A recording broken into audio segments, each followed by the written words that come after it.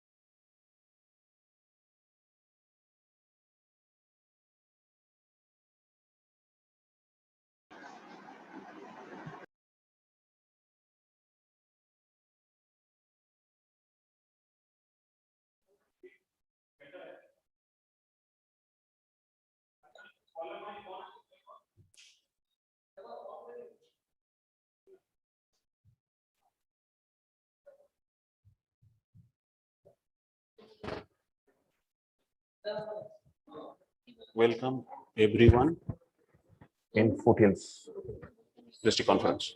Foothills District Conference.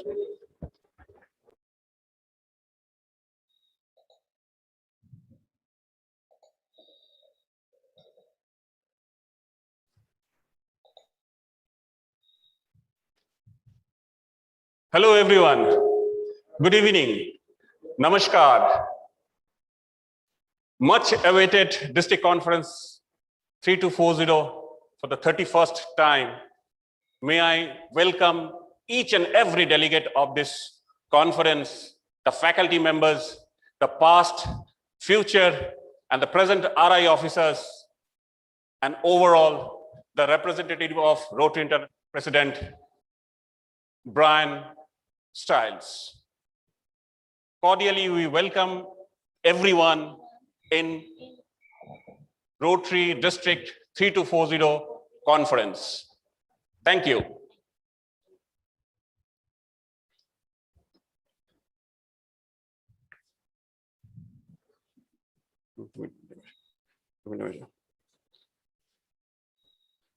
Friends, on 19th June 2021, 5:18 hours, I call 31st District Conference of District 3240 Foothills in order.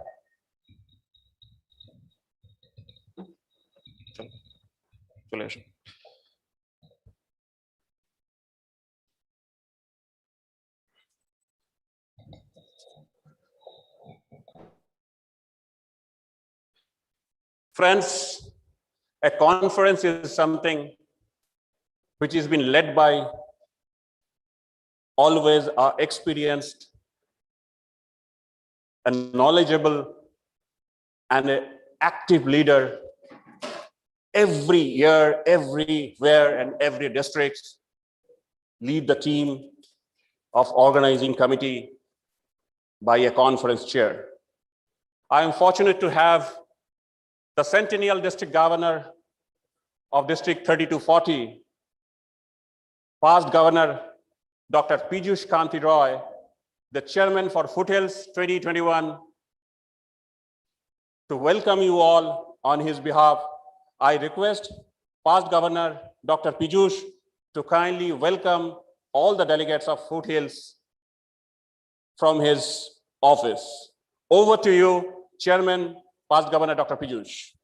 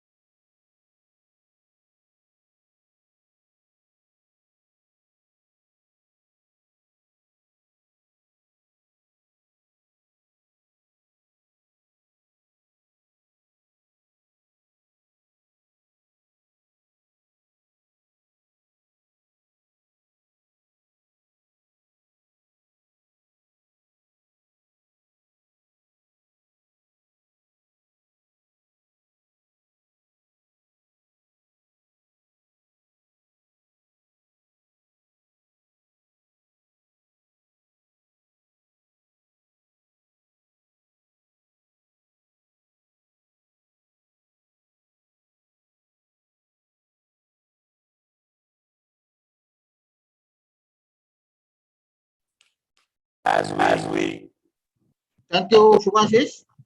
yeah. I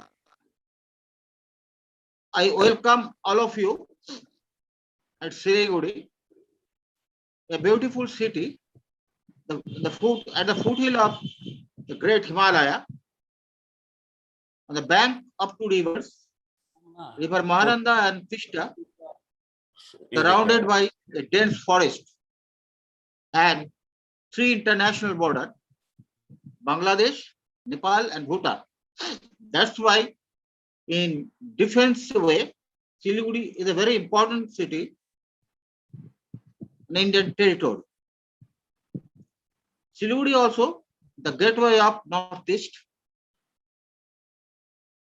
and Siliguri is a good host. This is the fifth conference we are hosting at Siliguri. The first conference was hosted by our late past district governor Ramesh Agarwal. That was the first conference of our district when our district has departed from the 329 and 3240 bond, 1990. After that, 1 year after, our own governor from the city, now the senior most PDG, Dr. Shalil Datta, he organized his conference here. Both the conference is excellent one. The third component conference was hosted here of past governor late Ranajit Ghosh from Bardwan. And the fourth conference was the Centennial Conference, Shatabdi, the centennial year of Rotary, 2005. Happens to be, unfortunately, my fortune, I am very fortunate that I was governed this district as a district governor in the same year, the centennial year. And the fifth conference is this conference organized. We organized here on behalf of Governor Shubhashish Chatterjee. He is also from our city. He is one of our most beloved person, boy, very junior most governor of our district still now. Other thing, Siliguri is famous for 3 T. Number 1 is tea. Number 2 is a timber. Number 3 is a tourism. Friends, let me first welcome our RI President representative, first RI Director Brian from Canada, District 7010. And it is my good luck, and I am very much proud that Brian is my batchmate. He also governed his district the same year, the centennial year 2004-5. I also welcome the Annie Randy toward this beautiful city and delight our 31st Rotary Conference of the District 3240 at Siliguri. Now I am very much excited to welcome a person which is very friendly to our district, and nowadays he is the most busiest Rotarian in the Rotary world.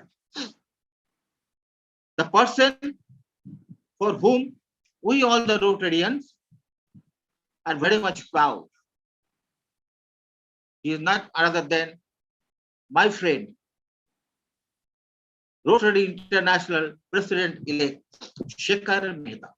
I welcome Shekhar to our district conference, and we are very privileged and honored that you have provided some time from your very busy schedule to attend this conference. Thank you, Shekhar. And you must be remembered that your journey as Governor, Rotary International President nominee started from this city, Siliguri. Thank you, Shekhar. Thank you very much. Let me now welcome one of the very jubilant Rotarian and stalwart of our region. He also very busy guy, and he also given his time from his busy schedule is none other than my friend, RI Director Kamal Shangvi. Kamal is a very friendly to our district. Whenever and what the way we call for any Rotary cause, if you free, he always join to Rotary District 32409 program. Thank you, Kamal. Thank you very much. Let me welcome RI Director Valeria from Canada. He also joining our conference to give honor to our district conference 3240 Foothill 3240 conference 3240. Now I want to welcome some of the non-Rotarian and great knowledgeable and great speaker from the different part of India. All of you know their names. Now we can hear them in our conference. Number one, Mr.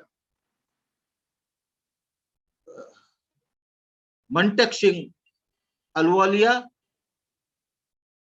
ex-Finance Secretary and ex-Deputy Chairman of Planning Commission, Government of India. Thank you, sir, to attend our conference and highlight some of your wonderful speech. Secondly, I want to convey my heartiest welcome on behalf of my district, Mr. Manuka Gandhi, is a very well-known environmentalist and past Union Minister of Government of India. Thank you, madam, for giving your time. Number third, Dr. Rajiv Puri. He is a renowned management guru. Will be very highlighted, sir. Will be very highlighted to hear you and will take a good input from your speech. Thank you, sir, to attending our conference. Now I want to welcome our own galaxy of the past governors, our incoming leaders. They are the backbone and the pillar of our district. I welcome all of you. Now I welcome my friends in Rotary of District 3240, those who are present here today. I welcome you, all of you. And I assure you, you will go back your home with some new arena of Rotary and other affairs of the worldwide. And other thing I can assure you, your leisure time will be taken care of very by the eminent entertainers, the names of them whom will be announced by our district governor later on. So you will be, this will be enjoyable one.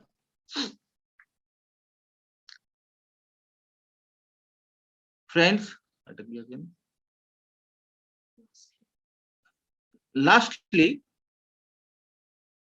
but not the least, I want to convey my thanks to my very near and dear District Governor Shubhashish to keep in a faith on me and think and take me on his team as a conference chair. I am honored. Thank you, Shubhashish. With this, I can assure you of your wonderful virtual stay at Siliguri. Bye. Goodbye. Thank you all. Thanks very much. Yeah. Thank you. Long live Rotary. Yeah. Thank you, Conference Chair, Past Governor, Dr. Piyush. Definitely, I would place my opening remarks for this conference. But prior to that, I would like to request the technical team on control to kindly run the national anthem, and then we'll proceed with the rest of the business. Let us start first with the national anthem of Canada. And our Rotary International President's representative comes from a country called Canada. So national anthem of Canada, I request everyone to rise and honor the national anthem of Canada. Thank you. Thank you.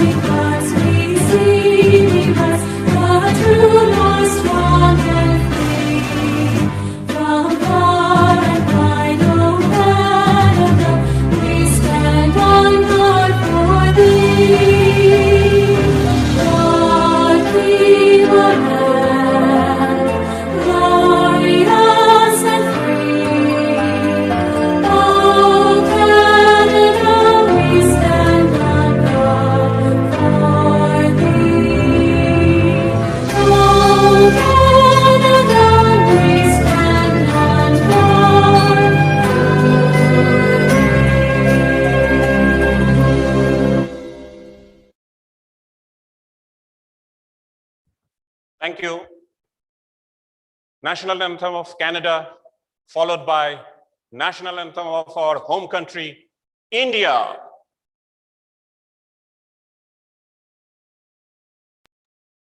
Jana Gana Mana जय हे भारत भाग्य विधाता पंजाब सिंध गुजरात मराठा द्राविड़ उत्कल बंगा विंध्य हिमाचल यमुना गंगा उच्छल जलधि तरंगा तव शुभ नामे जागे तव शुभ आशीष मागे गाहे तव जय गाथा जनगण मंगलदायक जय हे भारत भाग्य विधाता जय हे जय हे जय हे जय जय जय जय हे. Thank you, everyone. Please be seated. Friends, Rotary is an organization of different creed, caste, community. Rotary does not have any religion Rotary does not have any caste. Rotary does not have any different community altogether. It's a diversified organizations. We have all human beings across the globe is the member of Rotary clubs, and the clubs are under the banner of Rotary International. So we have a small piece of prayer comprising the different community, the different religion, and we compose this special note to dedicate all religion, all creed, all caste that combines all together Rotary International. I request the technical team on board to kindly play the prayer that we have conceptualized for this conference, the interfaith service. Thank you.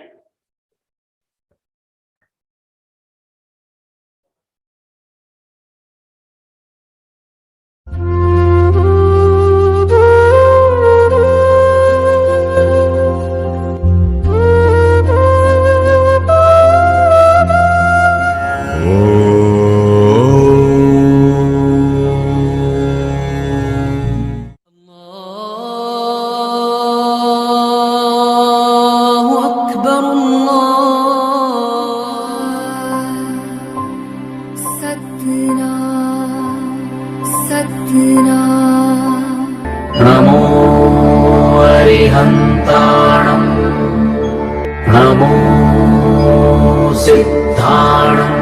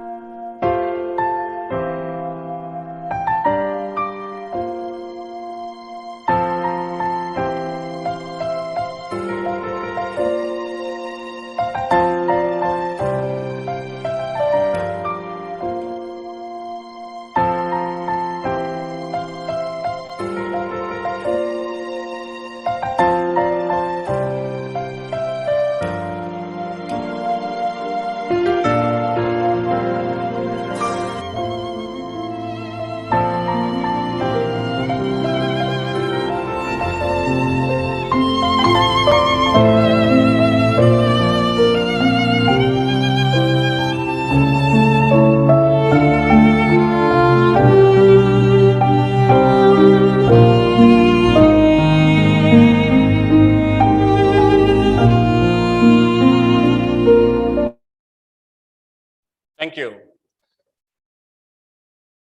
Friends, indeed, we are proud to be a Rotarian because we belong to a global community called Rotarians.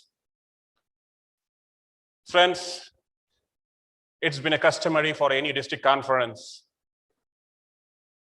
The district governor keeps his opening remarks before the business starts in this conference. To tell you very frankly, today when I am standing in front of you,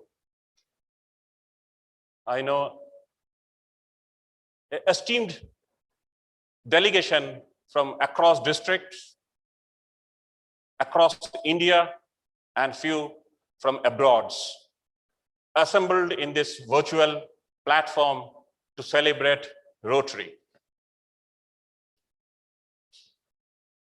When I talk about Rotary, let me start from my initial day when I came across to Rotary. It was the year 1989. I got inducted.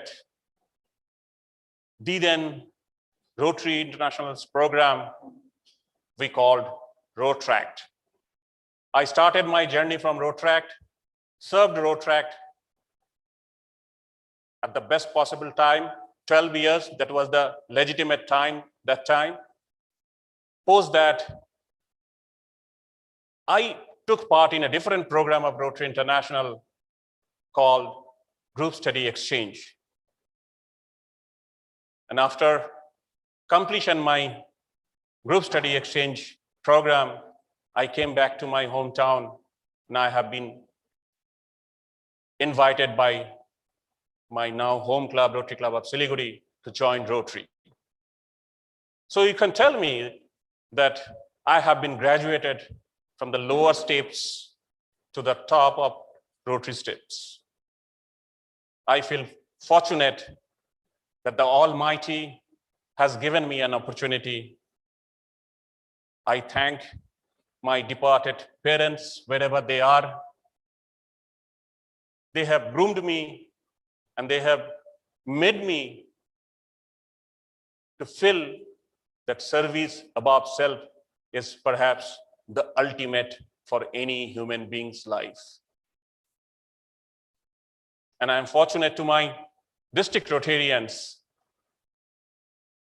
and the leaders of the district that you have given me an opportunity to lead your district in year 2021. Friends, when I was being given this responsibility 2.5 years back, I had a dream like every governor had. I had a dream of doing so many things. But at the end of the day, always we say that man poses and God disposes. But let me correct a little bit. Maybe man poses, but the God gives you a direction to work. So after my training in International Assembly, I came back. I was preparing my year, and suddenly this devastating pandemic, the 5-digit word, COVID, came into the picture. When COVID came,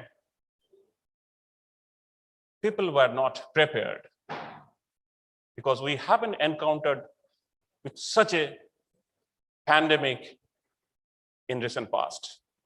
Maybe 100 years prior, we had a Spanish flu. Most of the people who are living at this point of time were not witness the Spanish flu, only we read in history.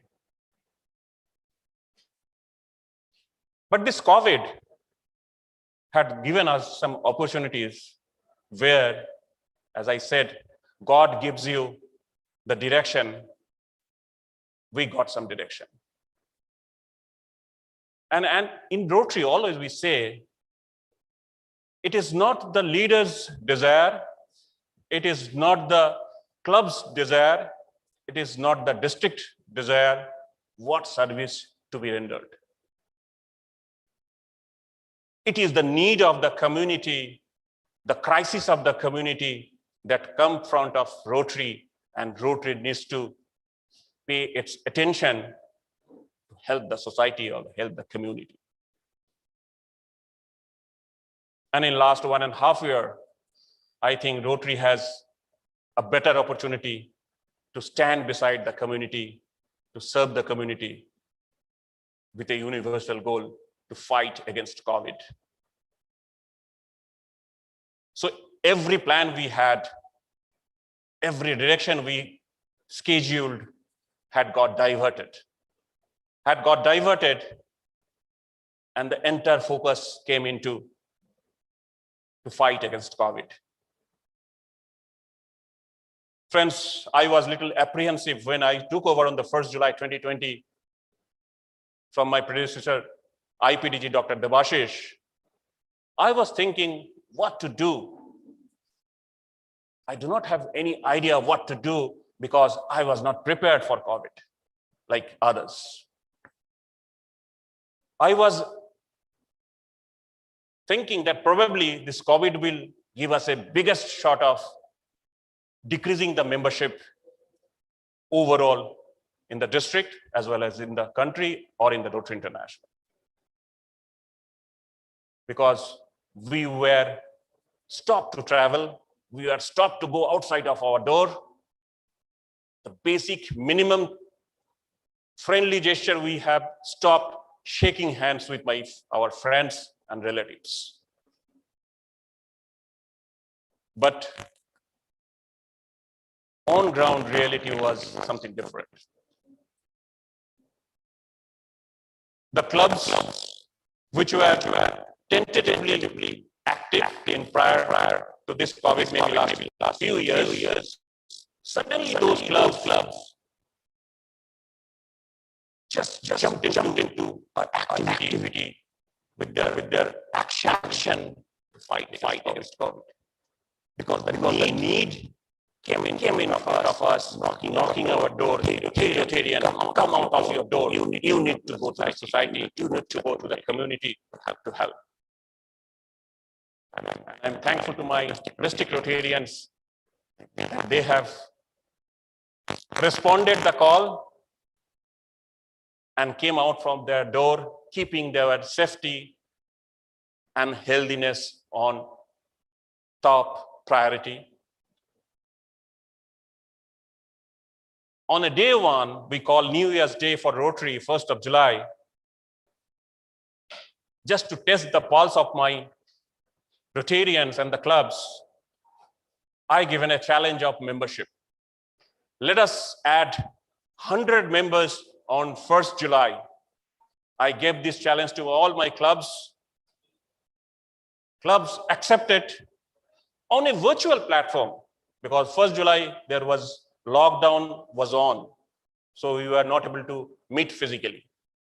On a virtual platform, we added 106 new Rotarians in Rotary clubs. And the day one boosted my energy. The performance of day one boosted my ego. The day one performance prompted me, you need to run. And I started running. Rotary always focus on two very important aspects of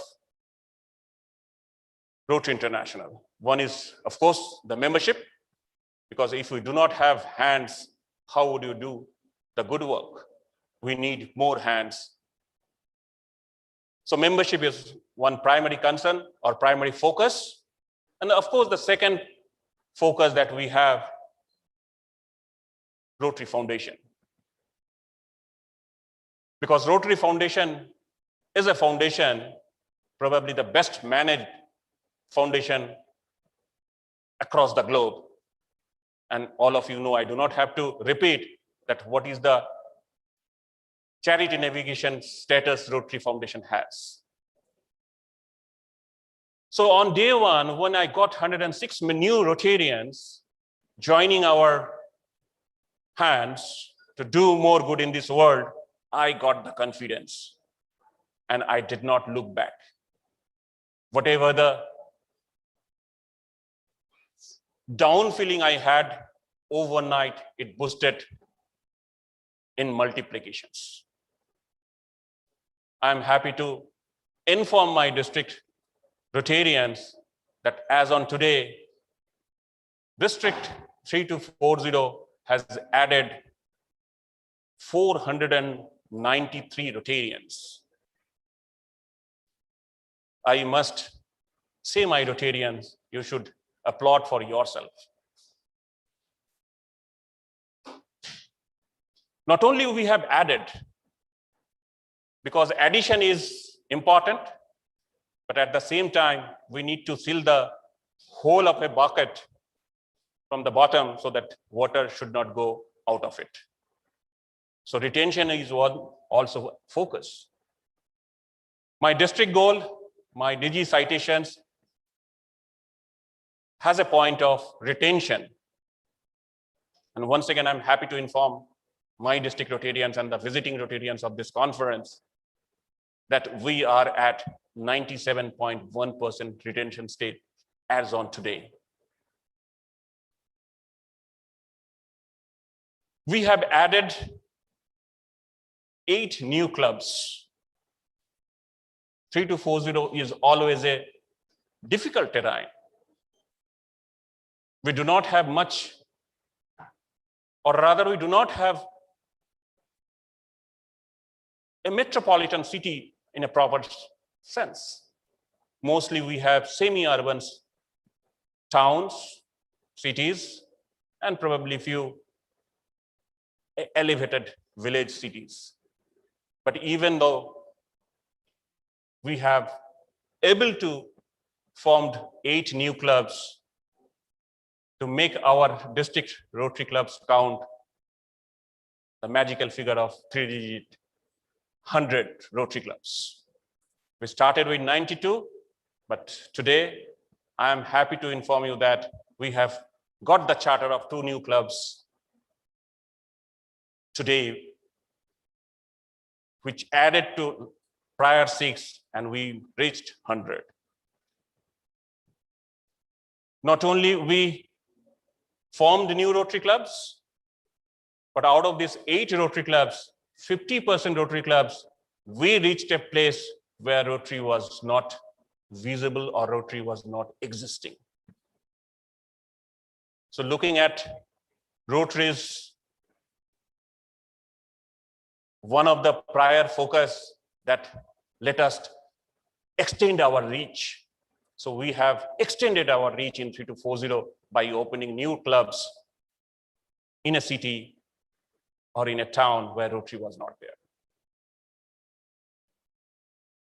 Of course, last couple of years, Rotary has given an elevation to our young generations. Rotract. Needless to say that Rotract is very close to my heart, because I spent my valuable 12 years of life in these organizations. So we focused on Rotract also. And I'm happy to inform you that in this year, we were able to form new 21 Rotract clubs. Schools were almost shut down for last 1.5 years because of the COVID. Classes are happening online. Even though our club presidents are so enthusiastic, they contacted the schools, and even with the help of the modern technology of online, able to form 13 new interact clubs, out of which 11 school-based and 2 community-based. We always care for our partner in service, RCC. RCC has also a reasonable growth in District 3240 in last 1 year. We added 21 new RCC in our district. Many places I visited, many clubs I met online. I made the club understood why RCC is needed. Who can be RCC members? Probably sometimes we have a blockage that RCC has to be in a village. But actually, yes, it requires in village to develop that village. But sometimes in even a city or even in a town, RCC can do miracles. Because Rotary International says, find out those individuals in your community who has a service mind within, wants to do service above self, but probably or unfortunately may be not able to join Rotary, because this is something that Rotary has some cost factors. It is an open secret. We come to Rotary to give something. So we should not miss out those souls. We should not miss out those hands who can be a great help to Rotary. Let us form RCC even in a town or a city. And that resulted us 21 new RCCs. Projects, because service projects is something Rotary is aiming for.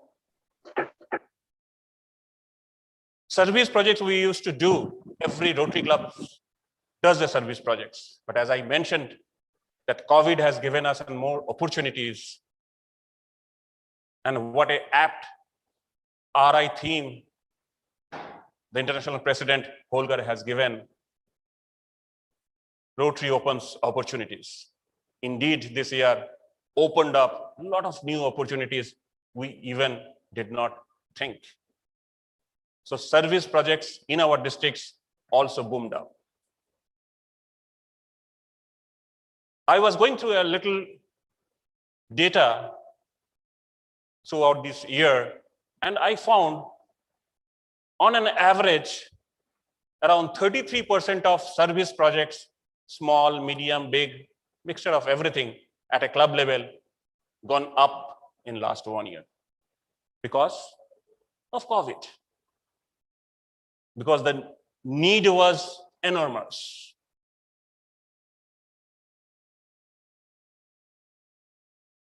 So service projects also gained up.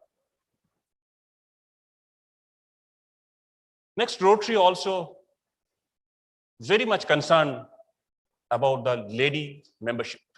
Diversity in Rotary clubs is one Rotary aimed for.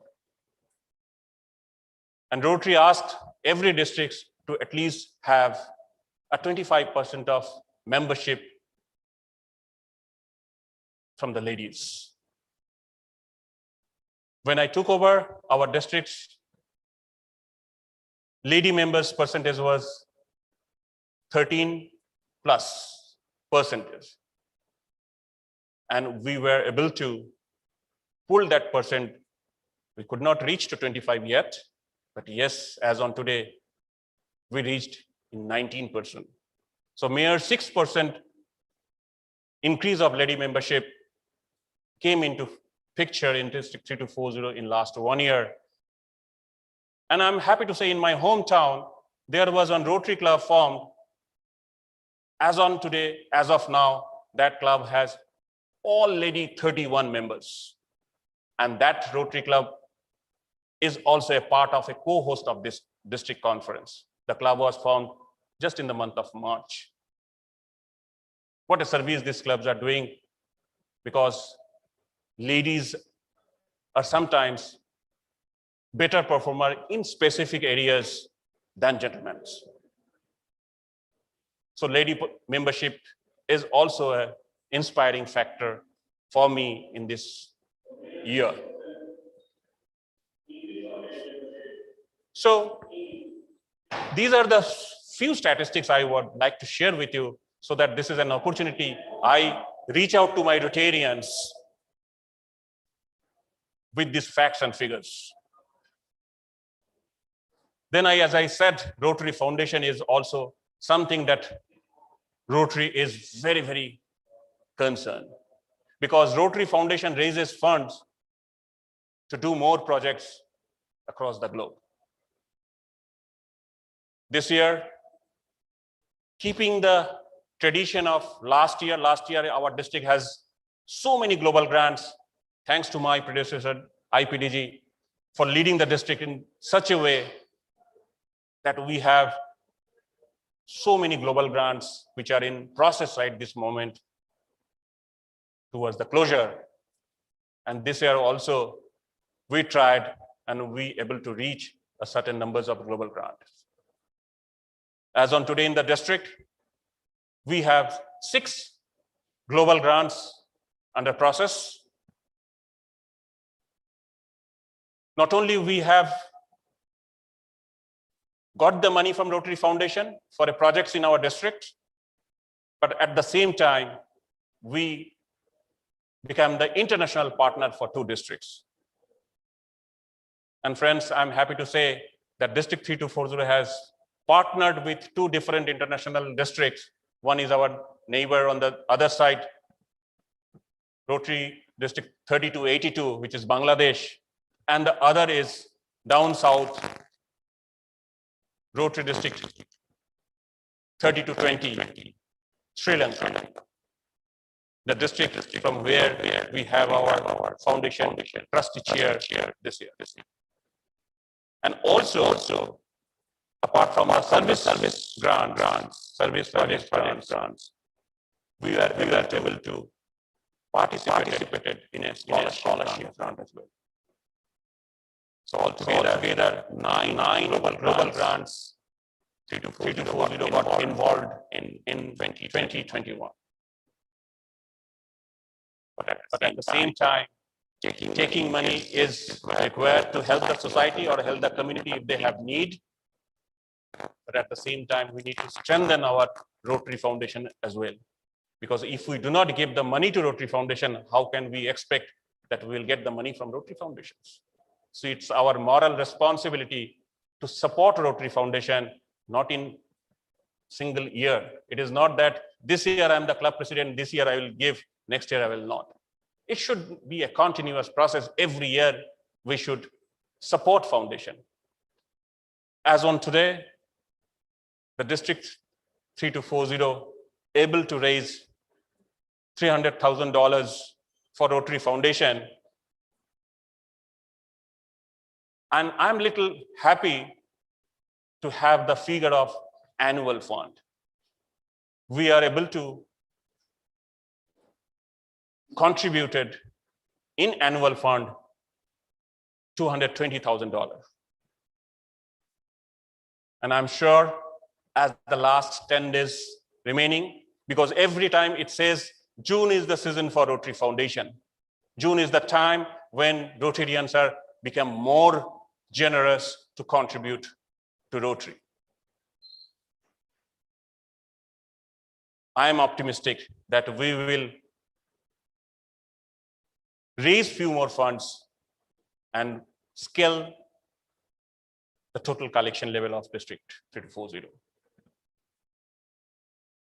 Friends, I know we are waiting. A lot of speakers are in line. The entire last year, you were perhaps fed up or got bored to listen to me, and mostly on virtual platform. I would not make you bore further because I also intensely waiting to listen to our other speakers. But when we are designing this conference with the chair, past Governor Piyush, and my organizing committee of Foothills,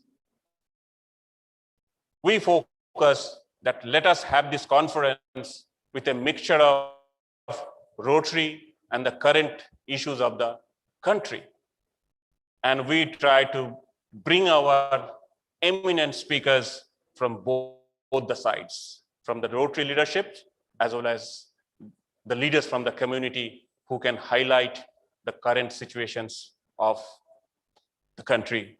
And Rotary can be a best partner to help out. One thing I must say, we probably Rotary is focusing every year that Rotary needs to enhance its public image, PR, public relation, because that is something Rotary is very concerned. Branding is very, very important for Rotary these days. We tried and we achieved, but probably again this year's crisis of COVID opened up an opportunity for Rotary to excel its peer, because COVID has forced the nations to go for a vaccinations to keep our citizens safe and healthy. And when it comes for a vaccination, Rotary's names come first, because Rotary has proved its ability, proved its consistency, and proved its commitment for vaccinating the entire world to eradicate polio. So the World Health Organization always keeps a one step up for Rotary International when vaccination comes. And naturally, Rotary got involved at a government level for a vaccination drive of COVID-19. I am happy to say in my district, across 9 Indian states, which is having perhaps one of the largest geographical district, I personally met, out of 9 states, I personally met 8 states head of health to have Rotary involved for vaccinations with our profound knowledge and experience. And government has agreed and accepted Rotary as a partner for this vaccination drive. In our district, out of 100 clubs as on today, but I am talking about 92 that the existing clubs from the last years, 48 clubs got involved in Rotary vaccinations in different parts, where Rotary is partnering with some other organizations. In some places, Rotary has independently organizing the vaccination. And as on today, approximately in District 3240, we have crossed more than 20,000 vaccines throughout the district. Hats off to my Rotarians for raising funds, for making the community safe.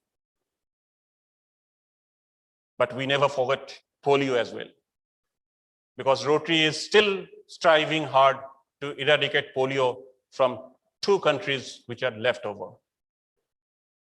And those were a neighboring country of our country. So District Rotarians supported, and we have able to support Rotary as on today around $35,000 for Rotary Polio Plus Fund.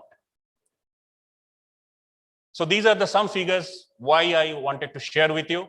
It is not because the accolade, the credit that I have achieved, because in Rotary, we are not coming for awards or accolades, but definitely in Rotary, I always look for rewards, because your rewards has 2 sides of a coin. The first side, your rewards will inspire you to work more. And the other side of the coin, your rewards maybe inspires others who is not coming into action as on today, but probably you inspired him, and tomorrow he will join your hands to do good in this world. So that is the reason I shared these facts and figures, so that you can get yourself inspired to do much more better. With these words, once again, I welcome you all in this wonderful 2-day conference. We are exploring the first time in the district as a full-fledged digital conference. I have my team, a technical team. We tried our best to give you a best feeling of the conference in a digital way. I know everything has a shortcomings. Digital world also have a couple of shortcomings, but nevertheless, this is something that Rotary has made us learn to work with digital worlds. So enjoy this Foothills 31st District Conference of Rotary International District 3240.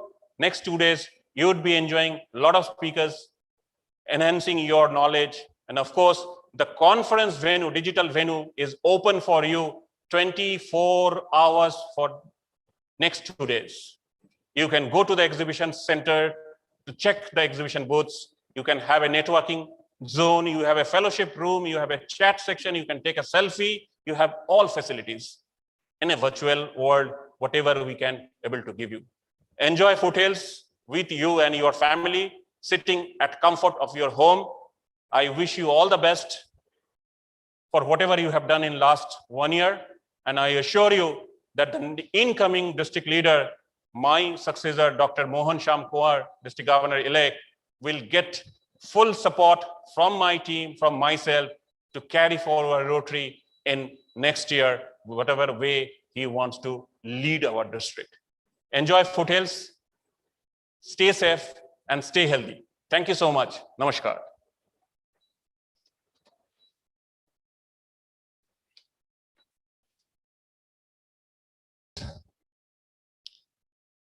As I said earlier, and also conference chair has mentioned, that we have a RI president in our conference. because that's a customary that every district conference has a RI president. RI president cannot move across 544 districts across the world. It is not possible. It is not logical.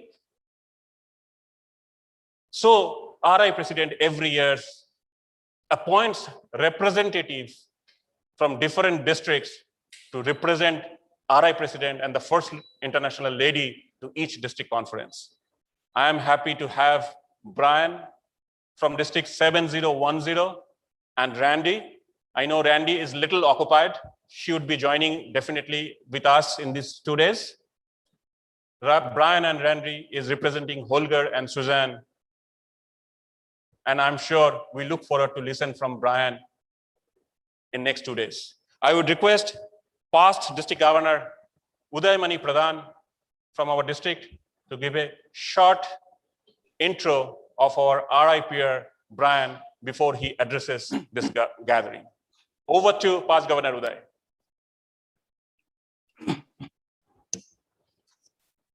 Governor Subhashis, Yeah. Conference Chairman Pijus, I can see my very good friend with a connection with Darjeeling, Rotary International Director Kamal, friends and family of Rotary. It's an honor, a privilege, and above all, a real pleasure in introducing a newly found friend, a friend 2 days old, past Rotary International Director, Rotarian Brian Stiles, RIPR for our conference. Brian joined the Rotary Club of Barrie, Huronia in Ontario, Canada in 1986. And since then, his commitment to Rotary has been phenomenal, and his rise in Rotary meteoric. He was club president in 1995-96, district conference chair in 1999, group study exchange team leader to Australia in 2000. And during Rotary's centennial year, he became the district governor of Rotary International District 7010. After his tenure as district governor, he has served Rotary as chair of numerous committees, as RIPR to various district conferences, this being one of them.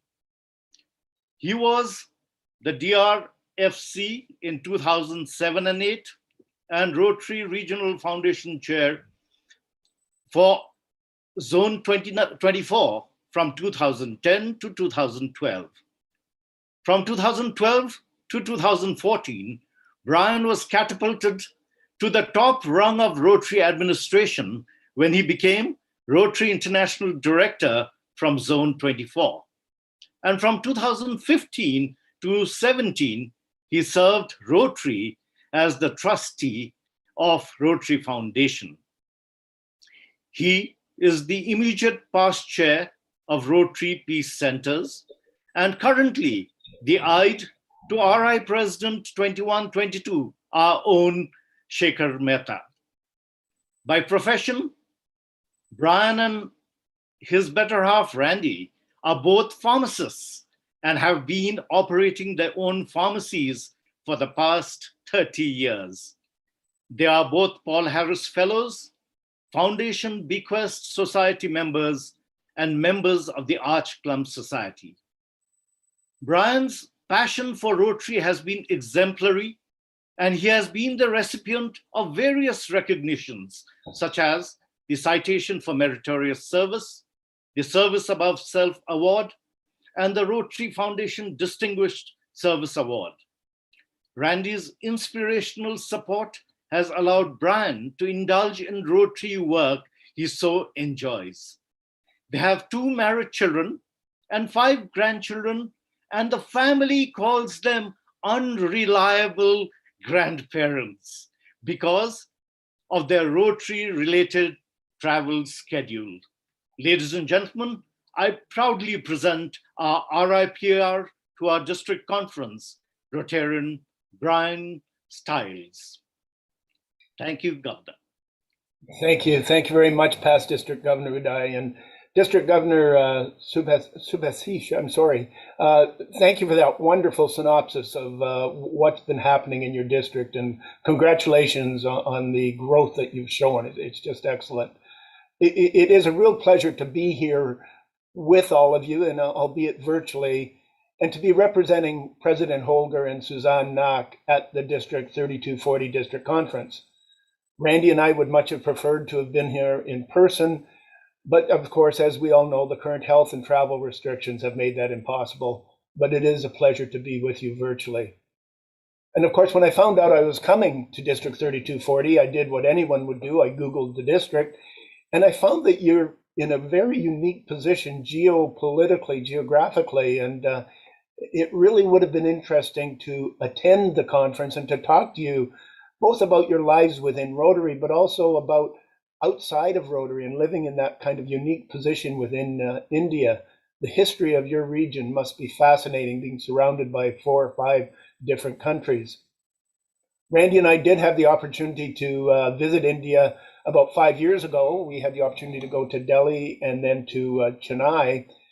And it is our intentions to come back to India once the COVID restrictions have been lifted, and particularly to the presidential conference that will be held in February of 2022. We did have the opportunity to meet all of your current district governors at the International Assembly in January of 2020, when they were district governor-elects and were in San Diego for training. And at that time, as the aide to Shaker, I became very involved and met all of the Indian DGEs, and all of them extended to Randy and I a very warm welcome and made us feel part of the Rotary Indian family. And that warmth has continued when I have been on meetings with the Rotarians from India over the last year on Zoom calls. And so I thank all of you for those very warm welcomes. It's traditional that the president-elect at the time announces their theme for the year at the International Assembly. And that's where Holger announced his theme for the year of Rotary Opens Opportunities. Now, the Rotary International president selects their theme long before the International Assembly. Holger probably picked his theme in about October of 2018 and then announced it in January of 2020. I don't think Holger knew in October of 2018 how appropriate or fitting his theme would be as the world moved forward into this pandemic and as we move through this pandemic. Things started to shut down in March of 2020, and by the time the new Rotary year started in July of 2020, the world and Rotary had to adapt. Rotary and Rotarians are very resourceful, and while COVID challenged us, it offered us many opportunities that Holger had used in his theme. Some of these opportunities we may never have recognized, and others may have been there, but it may have taken us years to incorporate these opportunities into our daily lives. But Rotary and Rotarians were incredible. They jumped at the opportunity, and we immediately adopted the online presence that we have now. I am so proud of Rotarians around the world for their ability to adapt and maybe even improve how they operate. And I think that's very evident in District 3240. District 3240, under the leadership of the district governor and his district team, did not let the pandemic get in the way. And that was evident from what was just spoken about a few moments ago. One thing I have found in working now with Indian Rotarians, and specifically Shaker and Director Kamal, etc., is that Indian Rotarians can be very aggressive when they set goals, and then they work tirelessly to achieve those goals. Rotary leaders were unsure how the pandemic was going to affect our membership in Rotary. We didn't know if we would lose membership. And as the district governor announced, in District 3240, membership was affected positively. You have a net growth of well over 10%, and you had an increase in almost every category in which membership is measured. As was mentioned, retention, you've increased your retention rate to over 97%. You've formed new clubs, you've formed new Rotary clubs, you've had a big increase in the number of female members and an increase in younger members as well. I think, as we all know, Rotaract is very strong in India, and District 3240 is no different. And we heard 21 new Rotaract clubs were formed. And all of this during a pandemic, during lockdowns and social isolation. I really look forward to seeing what your district will do as we move out of this pandemic and back to a new normal situation, whatever normal is going to be as we move forward. President Holger's theme of Rotary opens opportunities can be interpreted in so many ways. Think of our core values, Rotary's core values, and the opportunities Rotary has offered and opened to each one of us. Our core value of fellowship, the opportunities of fellowship. When you join a Rotary club, you have an opportunity to meet others who have the same values as you, who share some of your passions. Your club members are there to support you as you have supported each other during COVID. My own club reaches out to our members. We meet weekly on Zoom, but some of our older members are technologically challenged, so our members have gone to help them get into those meetings. We do fun events online, card games, etc., to have that fellowship that we all miss. I remember my first district conference in 1992, I think it was, almost 30 years ago. I'd been in Rotary about 6 years. And our district, like yours, is a very large geographical area in Northern Ontario in Canada. At that first district conference, I met people from around the districts. And again, these were people who had the same values as I, the same passion as I for service. Those people I have met at the first conference and since then have become very good friends. And that same thing happens when you go to something at a zone level. People from across a vast geographical area. Our zone now is almost all of Canada and a part of the Northeast US. You meet people from across your zone and you learn how to accept your differences and still work in your passion in what you want to do. And then internationally, when you attend a Rotary convention, you meet people from around the world and form fast and lasting friendships. That you may only see these people once a year at the convention, but that friendship is there. I have met Rotarians from around the world. Through Shaker and other Indian Rotarians, I have learned about your culture, your history, and none of this would have been possible if Rotary had not opened that opportunity for fellowship. Our core value of diversity. Sabha Hasish has spoken about diversity. Rotary is a diverse organization. We are 1.2 million members and over 200,000 Rotaractors. We have over 36,000 Rotary clubs and almost 11,000 Rotaract clubs in the world. And we are in approximately 200 countries. But we are not quite so diverse when it comes to gender. Your district is now at 19% women Rotarians, and we, worldwide it's recognized, we're about 25%. Rotary International's goal is to have a 30% membership of women by 2023. That needs to improve, and that is our opportunity. Next year, when Shaker is president, the board of Rotary International will be as close to equal with gender as possible. Of the 19 members of the board, 9 will be women and 10 will be men.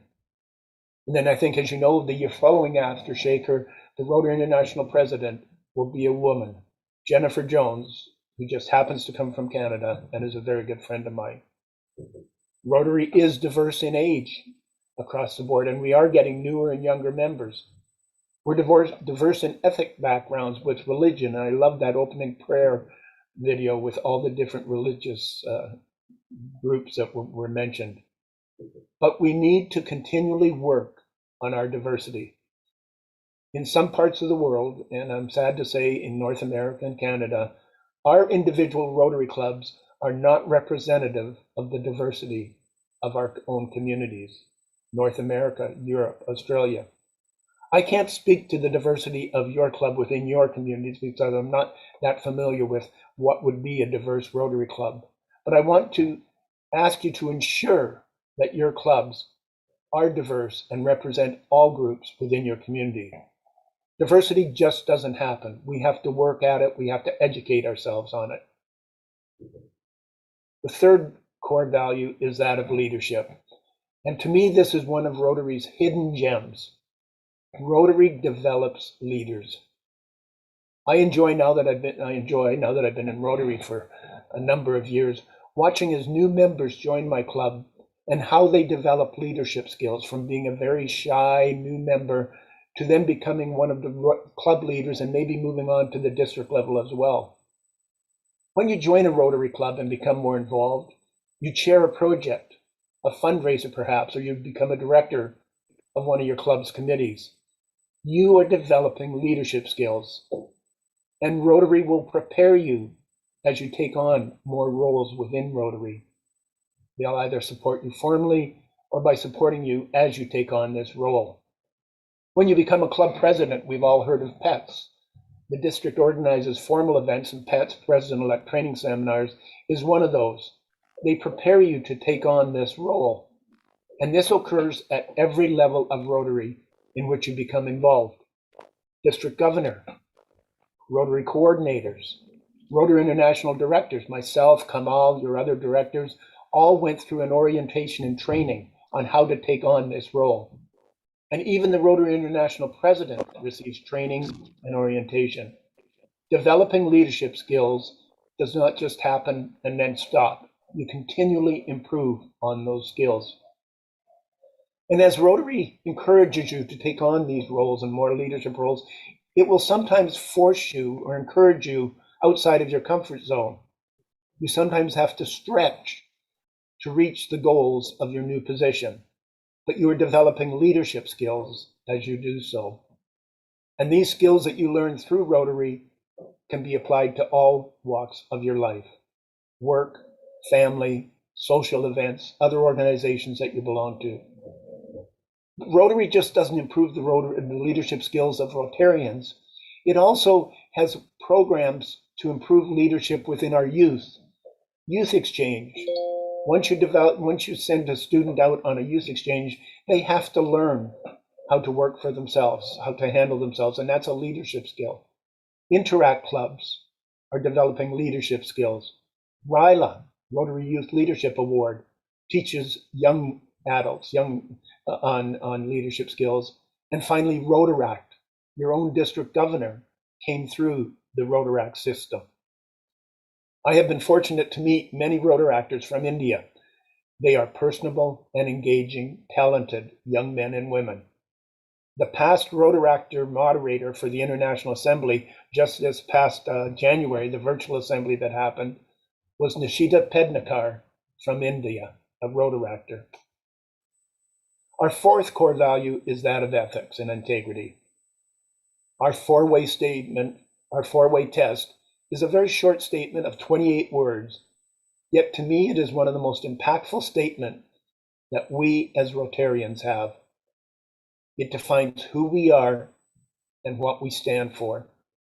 Our communities respect us because of our ethics and integrity. And as we live by our four-way test and our ethics and integrity, we are leading by example within our communities for others to follow. And our ethics and integrity allows us to open connections, open opportunities with other organizations and partners, people who want to work with us because they know what we stand for. Without our ethics and integrity, we would probably not have the strong partnership we have with the Bill and Melinda Gates Foundation, with the United Nations, with UNICEF, with the Institute for Economics and Peace. And then finally, our fifth core value, and probably the greatest opportunity of all that Rotary gives us, is that of the opportunity for service. I don't need to speak to you, Indian Rotarians, about service. You define what service is. Before I started to work with Shaker, I knew that Indian Rotarians did a lot of projects, but I have learned from him and other Indian Rotarians the extent of those projects. And as was mentioned earlier, District 3240 utilizes our Rotary Foundation to do some of these projects. 6 global grants underway this year within the district, a scholarship grant. But the one I think is almost most important is that you are the international partner for 2 global grants in other countries. That is the value of Rotary and the opportunities it opens. But the projects that you do, you don't only do through the Rotary Foundation. I know that there are many, many projects done without the support of TRF, and that is okay. Who knows better the work that needs to be done in your communities and your district and in India than you, the Rotarians that live there? You are engaged with this service with your fellow Rotarians because Rotary gave you the opportunity to serve, to change lives. As has been mentioned, you're probably aware that membership is our highest internal priority. Polio Plus is what we call our highest external priority, but internally, membership is our highest priority. When we grow our membership, as you have done in District 3240, we grow our service and we grow the impact of the projects that we can do. But then we also grow an awareness of Rotary within our communities. The more Rotarians, the more aware our communities are of the power of Rotary. Growing Rotary involves the continued support of our existing Rotary and Rotaract Club efforts. We need to remain relevant to our communities and attract new members. But also, we need to deliver these members, both new and existing members, an experience that engages them and retains them as members, and you have done a great job of that. The Grow Rotary plan also seeks to expand Rotary's reach with new models that welcome more participants and give them meaningful ways of action. If you feel that in your community, your club is not meeting the needs of everyone within the communities, take a look at a new club model, start a new club. Be flexible. There are now clubs being formed around the world that are cause-based clubs, people with the same passion. There are e-clubs on the environment, so someone from India can join an e-club anywhere in the world if they have a passion for environment. Be flexible, hybrid meetings. Maybe meet once a month in person and 3 times a month if you do so virtually in a hybrid meeting. Satellite clubs of your own clubs that are meeting at a different time to meet the needs of those within your community. Or think of a model, any model, that suits the needs of where you live.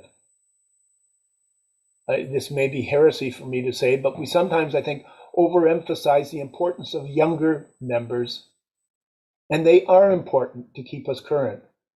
But there is no wrong age to become a Rotarian. We can benefit from older members, people, community or members of our community who are planning to retire. Engage them in Rotary. They'll have some free time. They may want to occupy the time they put in work doing community service. Rotary opens opportunities. It has opened opportunities for you, and it will continue to do so. I always tell Rotarians to become as involved in Rotary as you are comfortable, at the level that makes you comfortable. New, younger Rotarians cannot always become as involved. They have young families. They may be starting a business or a new job. But at different stages of our lives, Rotary can be there to assist you, to guide you, and allow you to provide service to your community.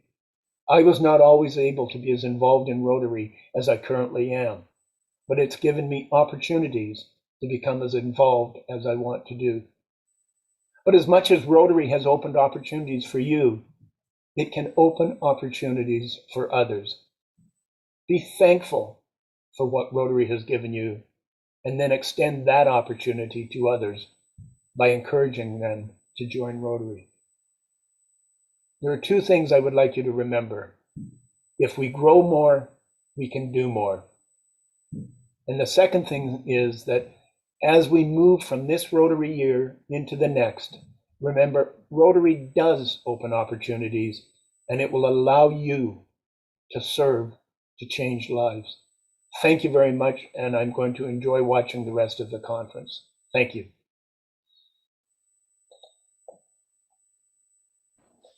Thank you, Brian, for your wonderful deliberation. I'm sure the Rotarians of District 3240 and the delegates of Foothills definitely been charged up with your inspirational speech, elaborating Holger's theme for this year. Friends, I'm privileged to have my Rotary International Director from Zone 6, whom we call lovingly Kamalda, because he has spent a major portion of life in 3240 while he got schooling in Darjeeling. I know Kamalda is in little hurry because he has a lot of meetings to attend today, but still he has given his consent to join me as a love and affection. I would request my director, past Governor Kamal Sangvi from District 3250, to kindly address the House. And as usual, I'm sure you will charge up the whole Foothills audience. Thank you so much, Kamalda, for joining. Over to you, Director Kamal. Thank you, Subhashish. You've just brought back old memories, Subhashish, because you've got me to the Foothills where I've spent on the hills. The major part of my formative years in my life I've spent in this part of the country, that's the Darjeeling. And you bring back old memories of Siliguri too, where there was Hotel Saluja, where we used to go for our Saturday, Sunday meals every time we used to be in Siliguri. So thank you, Subhashish. You've just rekindled my old memories.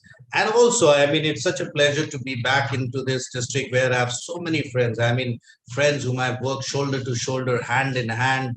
And I've learned so much from so many of your leaders of the district. So many I've worked hand in hand with, and many couple of them I've trained as a training leader. I have the opportunity to do that. But these are good memories, and all the old friends here, which are here, all the old PDGs, all of you, thank you for being here, because your presence does glorify this event. You know, Subhashish, you must be Holger's favorite or favorite governor, because you've got the best RIPR in the world. You've got the most powerful man. You've got Shekhar Mehta's right-hand man here as your president's representative. And Bryn Style is such a fantastic human being, a man who has a mission, a man he's one of the Rotarians whom I regard as one who has the highest Rotary knowledge. There is not a Rotarian in the world, in the echelons of Rotary, that he does not know. Everybody and anybody in Rotary knows Bryn Style. So Bryn, thank you for being here and with your leadership. We are missing Randy, but I'm sure she'll join shortly. Please give my regards to Randy for being here. Friends, I always believe that Rotary is a miracle. In this greedy world, where so many do not hesitate to take advantage of others, Rotarians are prepared to share and to give to other people.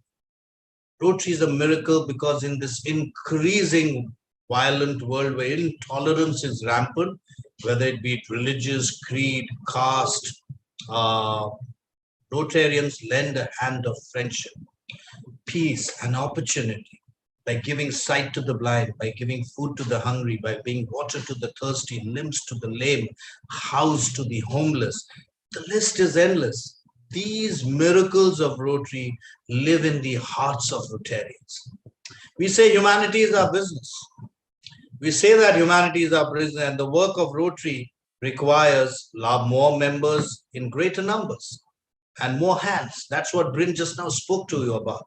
Membership is our greatest asset and the only sustainable cutting edge which we have. And when our membership increases, like Bryn said, our clubs become more vibrant. We have more to show to the world. Our reach increases, our resources increases to help communities. Membership is Rotary's highest internal organizational priority. You know, all of us are doing business. Many of you here are doing business. Aap log business karte ho. But is it that you want your business to be stagnant? I mean, is it that, Subhashish, you are doing business? Is it that your business is the same for the last 10 years? Or is it that you want to improve and go ahead and become larger and larger and larger organization? So same as with Rotary. Rotary membership is our business. It is where we get our mullah from. It is where we get our strength from. And more the members, the more we get as subscription dues. More the members, the more the revenue. More the revenue, the more robust the organization becomes. So it is our basic business to have more membership. And invariably people say that we are a service organization. I say absolutely wrong. We are not a service organization. We are a membership organization. And service is the product of our membership. So it makes absolutely sense to increase our membership because it makes our organization far more robust. Invariably, whenever we talk about membership growth, people say membership growth. Why take in new members? Why does the club need to have more members? We are a perfect club. We are an ideal club. We have the right mix. We are an exclusive club with exclusive member. These thoughts disturb me a lot when we talk about membership growth and people say that, why? But you know what? Subhashish has proved me wrong. Your district, you Rotarians have proved each one of us wrong that yes, when it came to membership, Subhashish has added 496 new members into Rotary. Fantastic achievement, Subhashish. Rotary, 8 Rotary new clubs, 21 Rotracks, 13 Interact clubs. Your retention rate is 97%. Your internal growth is 70% and external growth 30%. You have also managed to open 3 clubs in cities which never had Rotary before. So amazing. Amazing this. But friend, I always believe that there are few clubs who keep on saying that we are an exclusive, we are an ideal club. And these thoughts do disturb me. Friends, Rotary is a party. It's like this conference. Subhash has asked every one of you to come to this conference, and suppose none of you turned up, what would have happened to the conference? The conference would have gone absolutely evaporated. Similar is Rotary. Friends, Rotary is a party, and if there is no party, there is no party without guests. Without Rotarians and Rotractors, Rotary, there will be no Rotary. Rotary rahegi nahi. It is you members who bring with you, new members bring with them new hues, new colors, new thought process, new vigor, new methodologies, and considering the new normal, new ways of doing things in this new normal, the virtual platform.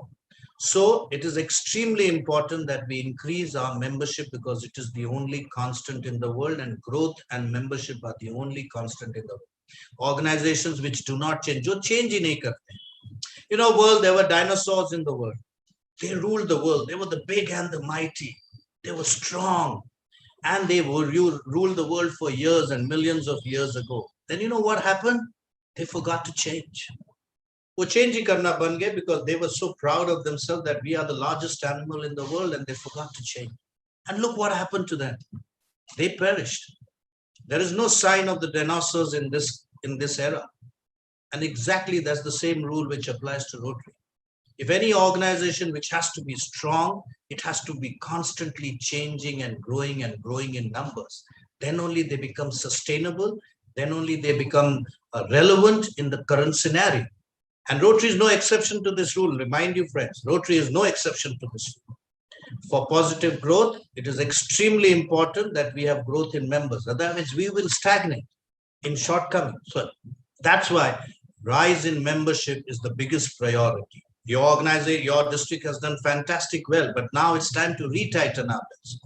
It's time to retighten and go ahead again. And you know what? The $1 million question is now, how do we increase members? I talk about increasing membership. Bryn spoke about increasing membership, but how do we go about increasing membership? The answer is very simple.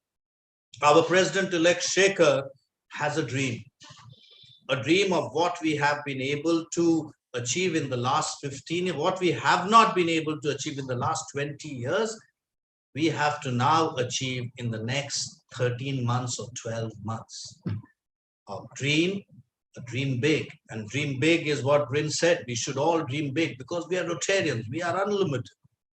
We have got unlimited strength. We've got unlimited opportunities. We got unlimited resources. क्योंकि हम बेहद है, बेपनाह है, बेहिसाब है, each Rotarian. So इसीलिए I say you have to have large dreams, and that's why I say खुद से जीतने की जिद है हमें. हमें खुद को ही हराना है. हम भीड़ नहीं दुनिया की, हम में एक जमाना है. Each Rotarian में एक जमाना है, and that's why the new dream which we have in Rotary International Corridors, fueled by the dream of Shekhar Mehta, is increasing our membership from 1.2 million to 1.3 million. This is the one which we have. And how do we go about doing this? How do we do that? What we've not been able to achieve in 20 years, how do we do that? Very simple. In all his intelligence, Shekhar came out with a very simple solution to this. The solution is each one bring one. Sounds difficult. Each one bring one. Sounds difficult, but let me just take you back to the month of January in our own zones. In January, we challenged each one of the districts to bring in 100 members in the next 30 days so that we could give a gift to our founder, Paul Harris, on his birthday. Each one of your district was told to bring in 100 new members in 30 days flat. And you rose because you followed the simple principle of each one bring one. And you know how many members we added in 1 month in India alone? 6,080 members were added in 1 month's time in India between 40 districts. The rest of the world added 6,000 members, but India added 6,000 members. So you did it. The proof of the pudding is out there. Each one of you did. When you do each one bring one, at its best, the Paul Harris challenge. So each one bring one. You know what? Each one bring one is not a fancy slogan. It's not a fancy, catchy sounding slogan. It's an initiative with several carefully integrated components. It's a smart strategy, each designed to support the backbone of our organization. Remember, each one bring one is a relationship oriented and totally dependent on you Rotarians, each one of you. Rotary is not Bryn Style, Rotary is not Kamal Sanghvi, Rotary is not Shekhar Mehta, Rotary is not Subhashish. Rotary is you and me put together. Each one of you Rotarians bring up Rotary. And that's why it's designed, and that's why remember, each one bring one is a relationship and totally dependent on each one of you. So you members, you presidents, you secretaries, or your incoming leaders, each one of you, you are the key to this lock of each one bring one. You'll need to continuously regularize, strategize this strategy in your club. Challenge each and every member to bring one member each. So let me do a small exercise. Sounds difficult, but let me do a small exercise. I ask each one of you, all here, is it too difficult a task that each one of you bring one member in the next 12 months? You know, Rotarian, Shekhar always says that service is the rent you pay for occupying the space on this earth. Let me just rephrase that statement. Increasing each one bring one is the rent you pay for occupying a space in Rotary. Each one of you members, it is the rent you pay. It is the rent we pay for being a member in Rotary International. So I ask each one of you, can you all raise your hands that can you do even one member in 12 months? Your neighbor, your friends, your relatives, someone you work with. Can't you get one person? Can you all raise your hands?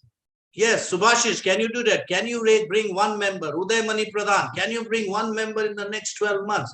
And I see everyone, yes. If all of us put in our might together for this organization, it would happen. So I ask another question. Now, how are you going to do this? Now that you've decided each one bring one, how are we going to go about it? The answer and solutions are very simple. Again, I ask each one of you to raise your hand for all those who have children above the age of 25, or you have brother and sister above the age of 25, or you have an uncle and aunt who is above the age of 25. Please raise your hands.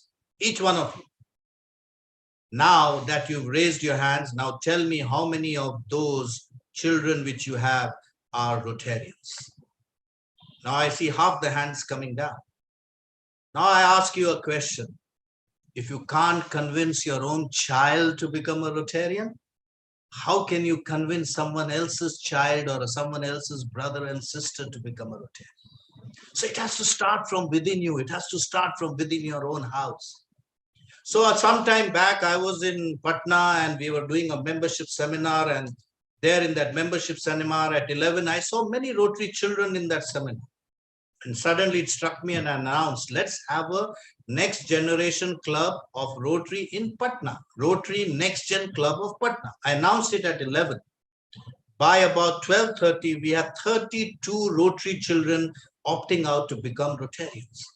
By the end of the day, that was at 4 p.m. when the seminar ended, 48 Rotary children of the city of Patna opted to form the Rotary Patna Next Gen Club. Friends, each and every city of yours in your district needs to have not one, not two, maybe 3 next generation clubs. Look into your own house. You have 2 hands, but there are 2 at the backs. Rin spoke about the women in Rotary. 48% of the population of Rotary is women. The world is women. In our district, in our country, it's only 14%. In your district, it's 17%. You know, you have 2 hands. The other one, they look after our houses. They look after our children. They look after our finances. They look after our well-being. They are much more apt in becoming Rotarian. They can do much more than us.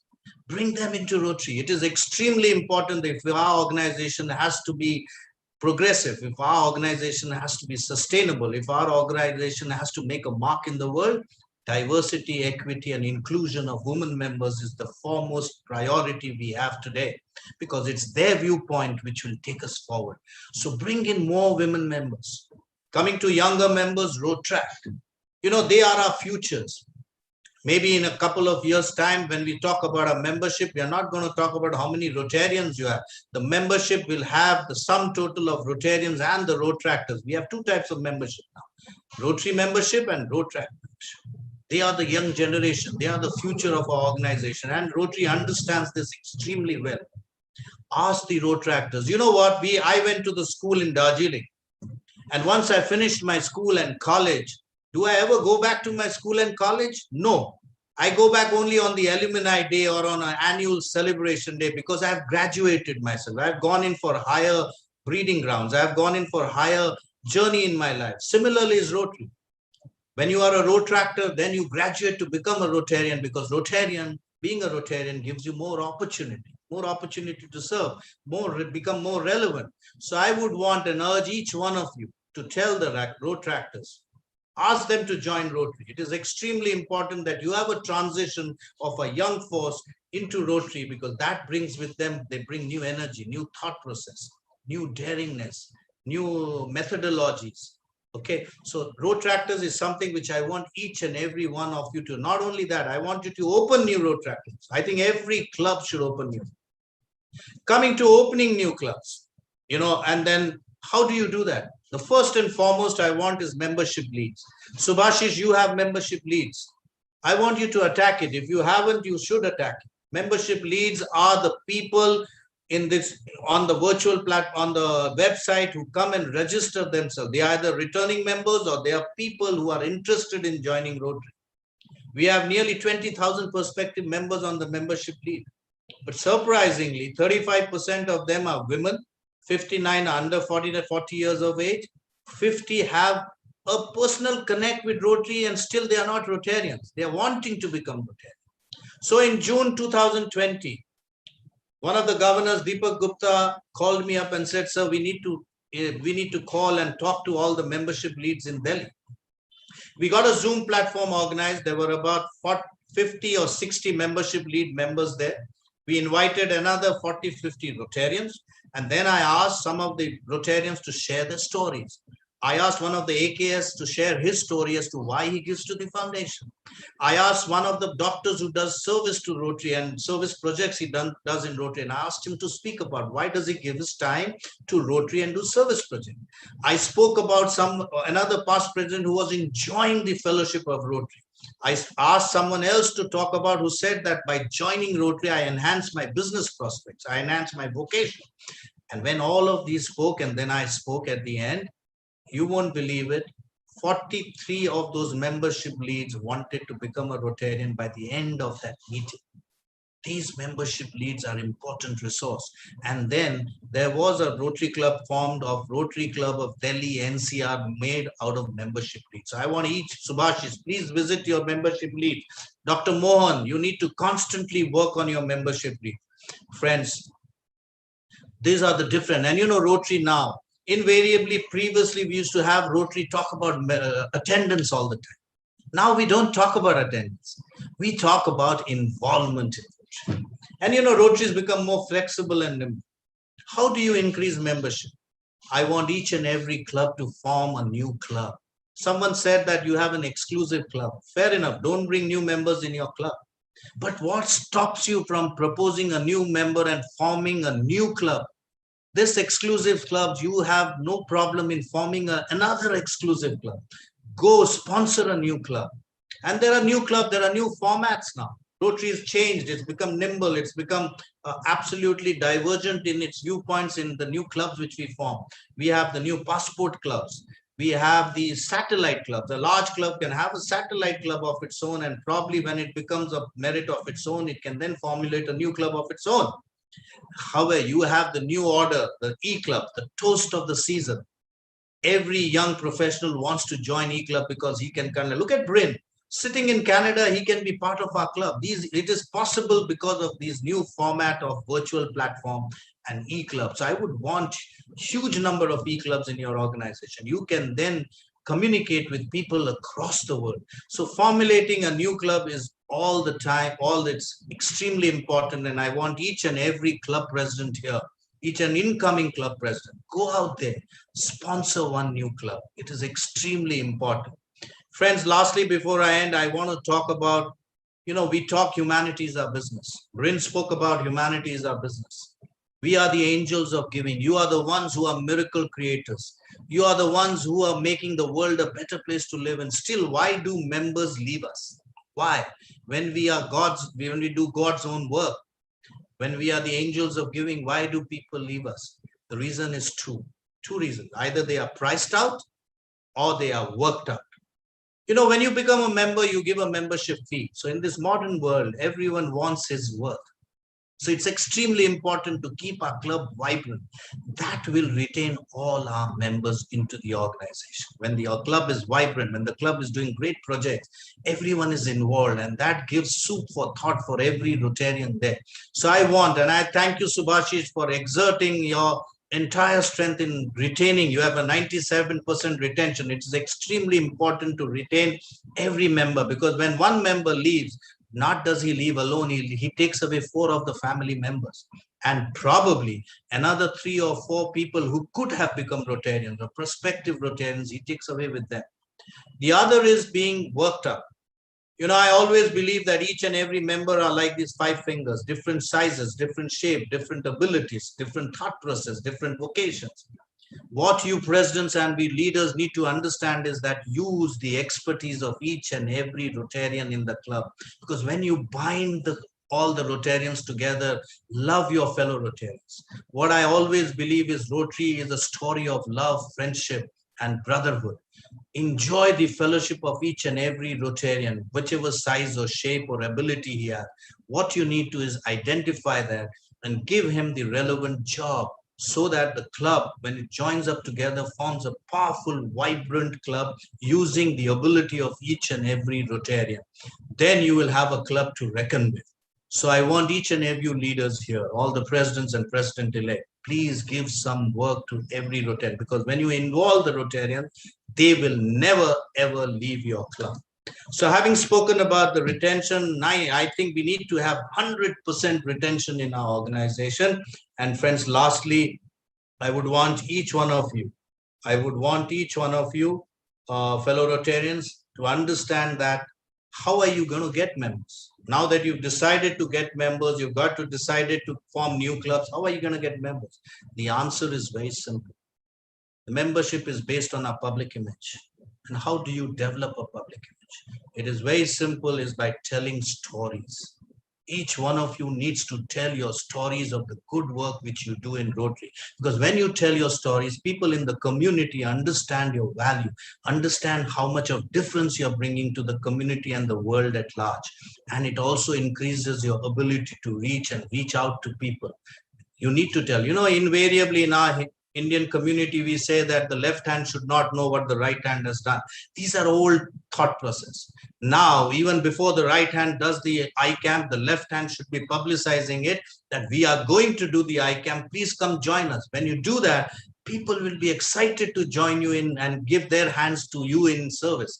So go out there, tell your fantastic story. Every Rotarian should become a storyteller, should shout out from the top of the building, because if you don't tell your stories, nobody else is going to do that. So शोर मचाना हमारा मकसद नहीं, शोर मचाना हमारा मकसद नहीं, दुनिया में तब्दीली होनी चाहिए. मेरे सीने में ना सही, तेरे सीने में सही, कहीं तो ये आग लगनी चाहिए. आग लगाना, आग ऑफ सर्विस अबव सेल्फ लगाना इस जहन, इस देश में बहुत जरूरी है. आपकी गलियों में, आपके शहरों में, आपके घरों में, आपके बिल्डिंगों में, you need to burn the fire of service above self. Then only Rotarians will join it. And friends, Rotary is a miracle made possible through its members. Rotary itself spells the essence, a ship driven by members. Nelson Mandela once said, we can change the world and make it a better place to live in. It is in your hands. It is in the hands of every Rotarians to make a difference. Each of you Rotarians will serve Rotary better if you sponsor a new member to build a better world. So again, let me reiterate, each one bring one, the new mantra in the echelons of Rotary in the streets. So breathe, sleep, drink, whatever you want to do, live Rotary in each one, bring one. God bless each one of you. Have a great conference. And I'm sure each one of you is going to enjoy the company of the President Rep Brinstein. Thank you so much. Each one, bring one.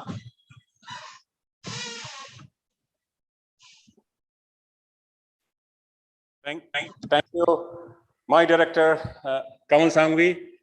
As usual, your speeches are burning always. Wherever you go, you put on fire. Probably that is the reason Fire Brigade always follows you, because you are the fire in Rotary wherever you go. Thank you so much for great occasion and bringing back Foothills in your memory and our memory as well. Thank you, Subhashish. I'll beg your pardon and leave, but I see Montek Singh ji is again here with us. You are going to be enthralled by the knowledge brain. Montek Singh Ahluwalia is one of the greatest human beings the India has produced. An intelligentsia, a man with a mission, and you will really enjoy his deliberations. He's always enthralls people and inspires people to do more. Thank you, Montek ji, for being here, God, for being in Rotary again. Thank you. Thank you, Subhashish. God bless you. Take care. Thank you. Thank you so much. Thank you so much, Kamalda, for being with us. Montek Singh Ahluwalia ji, namaste and welcome to District 3240, one of the largest districts in the Northeast and Sikkim and the part of Bengal. But Montek Singh ji, before we listen to you, we're eagerly waiting to listen to you. We have, because it's a virtual world, this conference is being happening in a virtual world, and being connected in virtual world, sometimes we might get a little concentration break. So what the organizing committee has decided to keep the crowd intact, to keep the crowd enthusiastic, to listen to the speakers and take action accordingly. We have a lucky draw on an hourly basis to have in this conference, and whosoever registered in the conference, one ID will pick up, and his or her name will be announced on the screen. You can see the lucky draw, and that Rotarian or the delegate would be awarded. I would request my technical team member Abhimanyu kindly have the first draw quickly done, which will take hardly 1 minute, and then we'll go to Montek Singh ji to listen to him. Abhimanyu, over to you.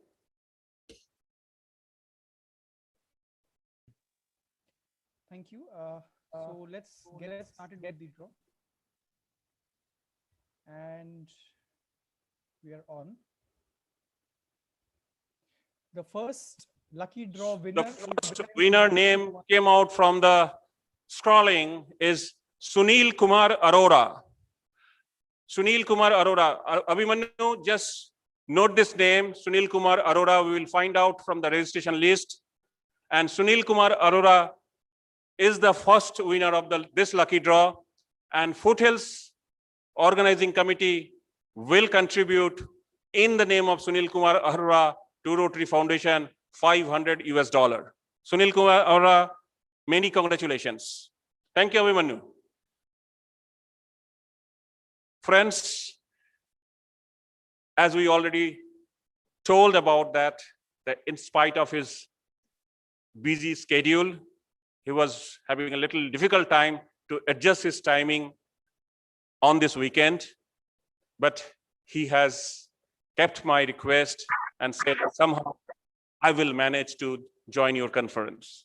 And we are happy to have Montek Singh ji among us, a name, a fame, a personality which does not require introduction in India. But nevertheless, maybe for the younger generations, for the kids, we need to say two lines about this generous and the intellect gentleman of India.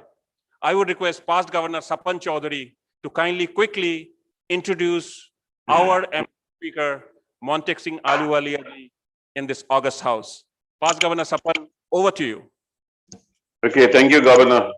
Am I audible and visible? Okay. Yes, you are. Yeah, so good evening once again, and I'm very happy that I have been given this huge, important and rare task to introduce such a great luminary of India.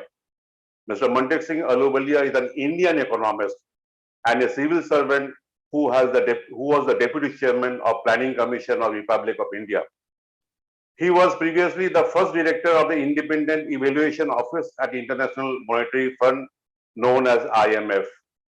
After graduating, my dear friend, after graduating from Oxford University, Mr. Ahluwalia joined the World Bank in the year 1968 at the age of 28 only. And he became the youngest divisional chief of the World Bank's bureaucracy.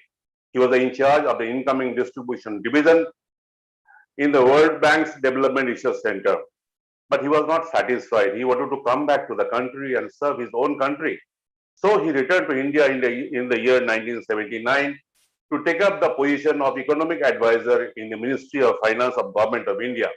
He held several senior positions as a civil servant, including the Special Secretary of the Prime Minister of India and the Commerce Secretary, and many senior posts in our country. देवी और सज्जनों, भाइयों और बहनों, ऐसे कुछ लोग होते हैं दुनिया में जिनकी कोई जरूरत नहीं थी इंट्रोडक्शन की. इंग्लिश में कहते हैं कि more you talk about him, less you talk about him. So I am just finishing my introduction to Mr. Montek Singh Ahluwalia, and I'm very happy. I'm thankful to Mr. Ahluwalia for being here with us in this district conference. Thank you once again and welcome to this conference, Mr. Montek Singh Ahluwalia. Thank you, sir.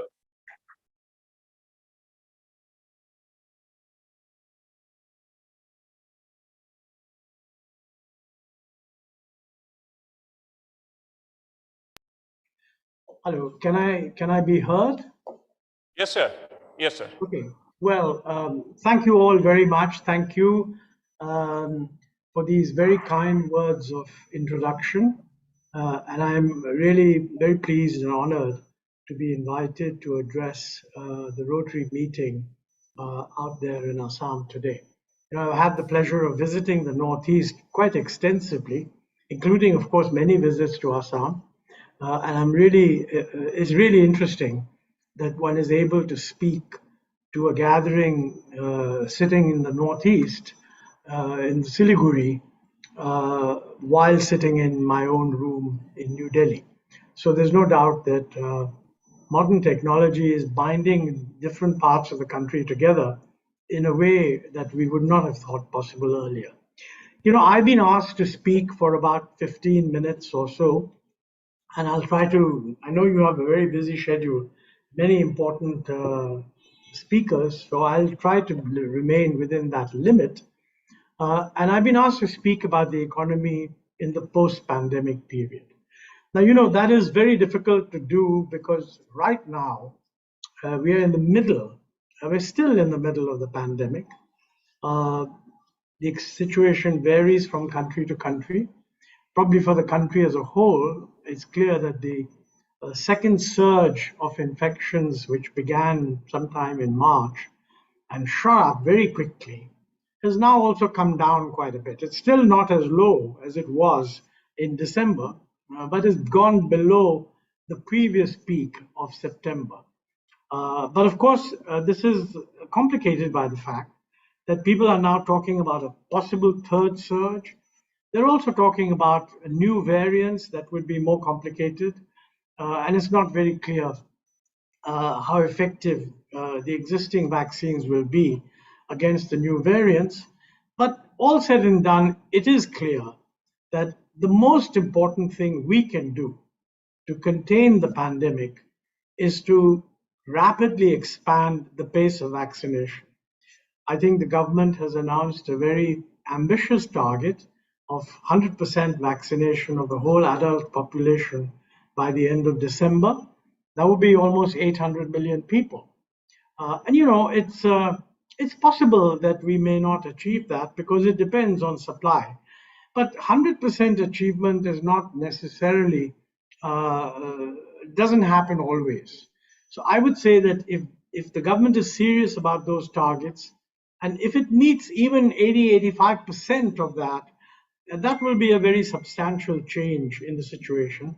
And it will put us onto a path where more people will begin to expect a return to normalcy and will also start returning to normalcy.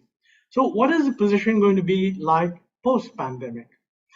I think that we started this year with having seen a contraction in the GDP of about 7.3% in the previous year.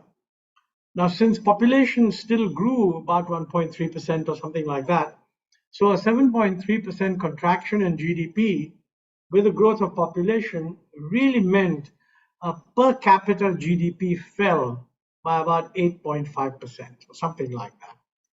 Naturally, unemployment increased, poverty went up, and those are the problems that we have gone through. I think this year we will almost certainly recover. But I think how rapidly we will recover is not very clear. In all probability, the earlier assumptions which the finance minister had made when the budget was formulated, which is that the economy would grow at 11.3%, I think these have been shaded down. The government has not officially revised those estimates, but independent analysts say that it's most likely that growth will be somewhere between 7 and 8%. Normally a 7 and 8% growth would be very good, but this is not what I would call a sustainable 7 and 8% growth. This is really getting back to where we were in 2019-20. So we went down and now we'll be getting back up to more or less where we were in 2019-20, which really means for business people also, you can sort of assume on average that that's what will happen. But this recovery is not a uniform recovery. And a lot of people, you hear the word K-shaped. And I think what K-shaped means is that some sectors of the economy are recovering very well, but others are actually not recovering rapidly, and some may even be going down. I mean, for example, certain sectors, such as pharmaceutical sector, sectors connected with digitization, e-commerce, and those kind of sectors, they are doing very well. And also medical equipment and so on, understandably. Manufacturing sector is beginning to recover, but I don't think it has really got back yet to the 2019-20 level. But at least it feels it's getting back to some kind of a norm, and that is creating good vibes. But within the sector, it's an interesting phenomenon that companies are showing not such good growth in sales, but they're showing a very good growth in profits. So actually what has happened is they've cut costs. Cutting costs increases profits, which is good. But if it does so by cutting employment, especially those who are hired as informal workers, for those households, there's clearly a loss of income. And then there are sectors which are very badly hit. Those are the contact sectors, entertainment, travel, tourism, um, whole range of sectors where things are well below norm. And I mean, I don't think that at the end of the year, even they will get back even to 2019-20. The other thing is that the informal sector has been hit much more than the formal sector, and its ability to withstand this hit is also limited. So, special depending on what kind of business you're in, you will fit into one or the other of these categories. What is it that we can expect in the post-pandemic period? You know, the normal assumption would be that if the pandemic created a new and negative impact, and then you kind of overcome that new and negative impact, you will actually get back to your pre-pandemic growth rate, but not necessarily what the growth rate would have been if there had been no pandemic. So, I mean, if the economy is growing like this, and then it goes down, and then goes up again, and then starts growing, there's still a gap between what would have happened if there had been no pandemic and what happens now.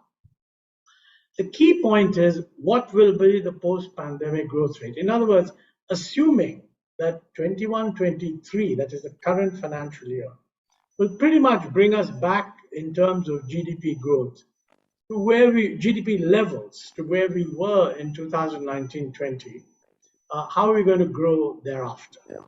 Now, if all that happens is that the economy starts growing at the same rate that it was growing before the pandemic, that is not very good news, because the economy has been decelerating since 2017, 16, 17. I mean, until 2016, 17, the first 3 years, if you like, of the present government, I think the growth rate was improving compared to the last 3 years of the UPA. After that, for one reason or another, and one can go into why that happened, the growth rate has been decelerating. So after the pandemic, will the economy go back to the high growth that we got used to over the long period in most of the UPA years and the first 2-3 years of the NDA, or will we simply go back to where we were before the pandemic? This is a very crucial question, because I think that if we only go back to a growth rate between 4 and 5%, then many of the social problems that we face today will remain a burden. You will not get a big increase in employment if growth is only 4 or 5%. Investment expectations also will not be fired, and people will wait to see really robust growth before they start investing in expansion and capacity. So I think this is a big question, and it's for the government to decide how it's going to react to it. But to my mind, the most important thing is that we need a realistic assessment of where we are today. I mean, for example, you see in the newspapers a lot of people saying, very, very distinguished business people saying, we need more stimulus. Now, you have to ask the question, you know, the stimulus that was laid down in the budget, which is reflected in a fiscal deficit of about 6.8%, was actually based on a growth rate of 11.3% in this present year. So when people say we want more stimulus, what does it mean? Are they saying that 11.3% is not good enough? Or are they saying that, you know, frankly, we're not going to get 11.3%? Is you're going to get much lower growth, and in order to counter that, you need to have more of a stimulus. I think it's the latter. And I think this is a critical issue for the government to actually think about. Personally, I feel that you know, there is a tendency for governments never to change whatever they started with. And I've written an article which will be published in tomorrow's Hindustan Times I don't know if you get the Hindustan Times in Siliguri, but if you do, or if you can get hold of it, you'll see my views there. And I think it's very, very crucial that we make a realistic assessment of what the present growth prospect is. Because if we're not going to grow at 11.3%, then frankly, the revenue projections that we have made will not come. And it's much better to realize that right at the beginning and then ask the question, if you're not going to get these revenue projections, are you going to stick to the original fiscal deficit by cutting expenditure? I think that would be wrong. I think we should stick with the expenditures we've got. And if there's a revenue shortfall, let the fiscal deficit widen. Now, that's a complicated issue, and I go into that in this article, so I leave it at this point. Looking ahead from a business point of view, I think one of the most important things that businessmen should realize, and I know that you are not all businessmen, many of you are professionals, but you're all closely connected with the business world, and you advise them or you work for them, etc. And you have children who are looking at business and so on. I think that business would be well advised to recognize that the next 10 years or so are going to be substantially different from the last 10 or even 20 years. We are at that point where huge changes are taking place in the economy. These are changes driven by technology, driven by digitalization, driven by the rise of e-commerce. And how each business will be affected by this is very, very important. The usual approach when politicians talk to businessmen and so on is they say, well, we are planning to get 7% growth, 8% growth, whatever it is. And the assumption is that if we achieve that, your business is going to grow at 7% or 8%. But actually, the growth possibilities are there, but they are growth possibilities accompanied by a lot of structural change. And that structural change is good in the long run. It can have some short-term problems for some businesses. And the businesses that do well are the businesses that can adjust to those structural change. So frankly, any of you who are in business or connected to business, it would be a good idea for them to ask the question, how is my world, my business world, going to change in the next 10 years? Because it's not going to remain the same. And am I ready for this change? And I don't think enough business people are actually doing that. Now, some people might actually find that the structural change will be adverse to them unless they make some other changes. And they would be tempted, therefore, to oppose the changes taking place because they think making these changes is very difficult. That strategy can work for a while. But the truth is, these are very powerful technological changes that are taking place. And I don't think anyone will be able to stop them. It would be much better to say, well, look, this is going to happen. How do I adjust to this so that I'm well positioned to perform in the new environment? Now, the answer will differ from business to business because it depends on which side of the business you are. And only the individual companies or their consultants or something can tell them what's going to happen.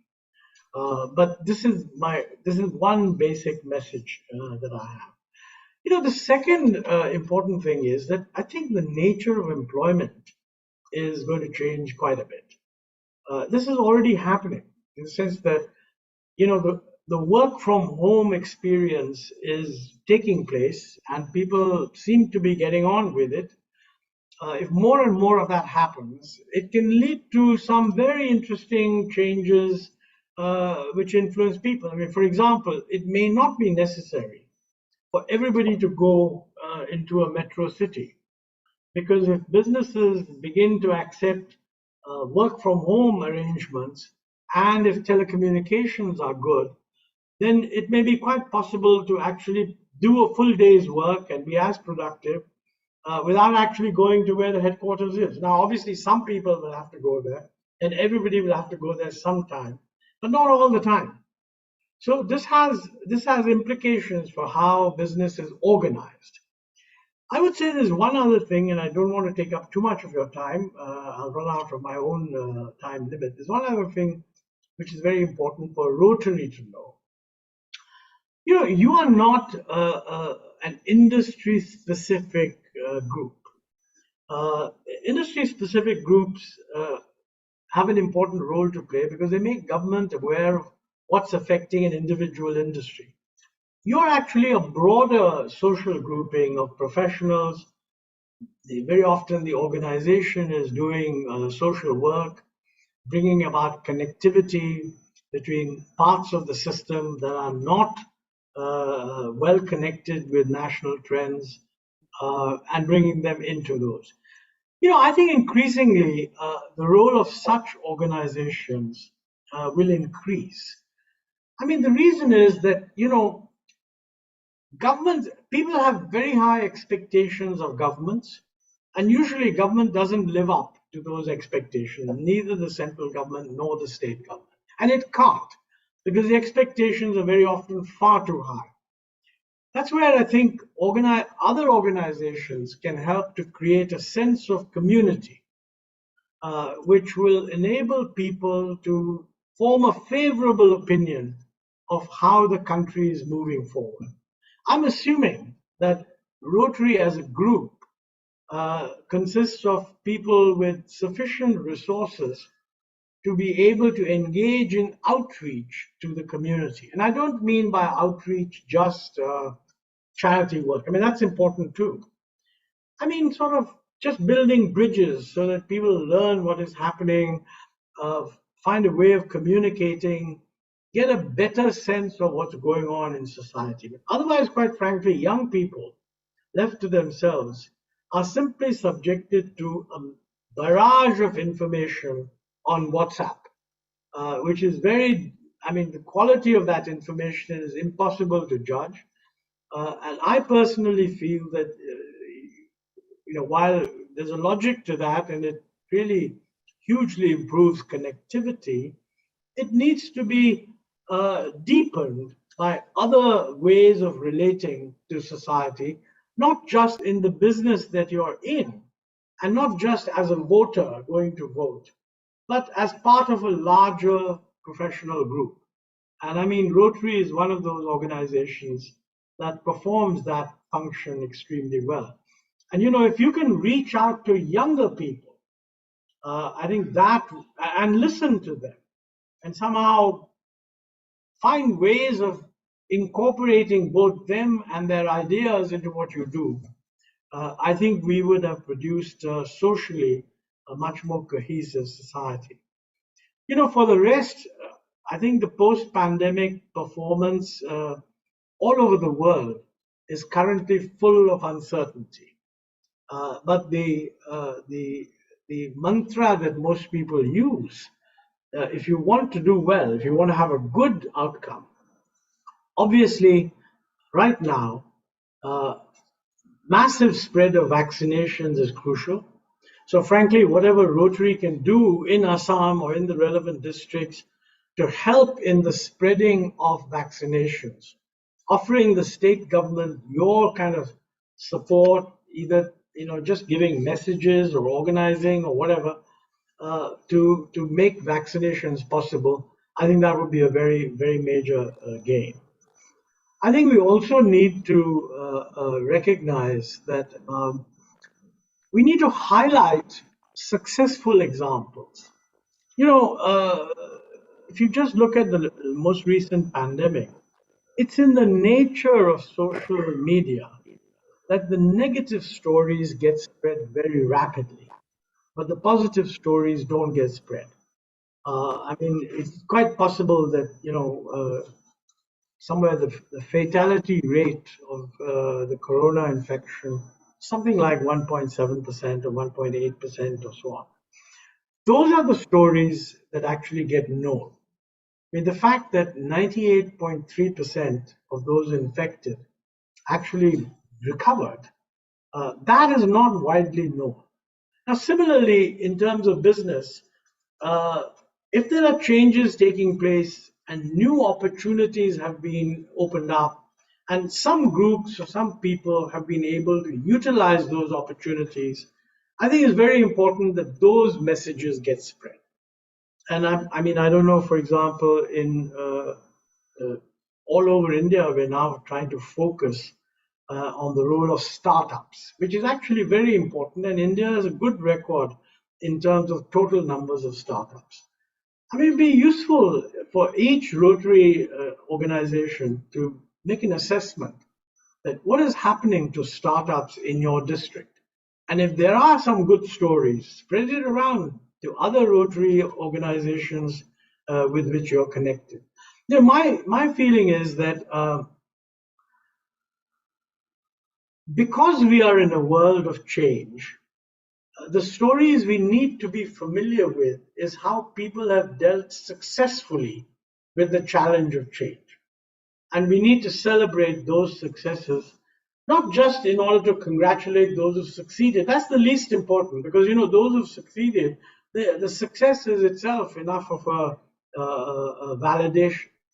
But to make others realize that this is possible and that with some effort they could also do it, I think that is something that we need to spread much more widely amongst the youth.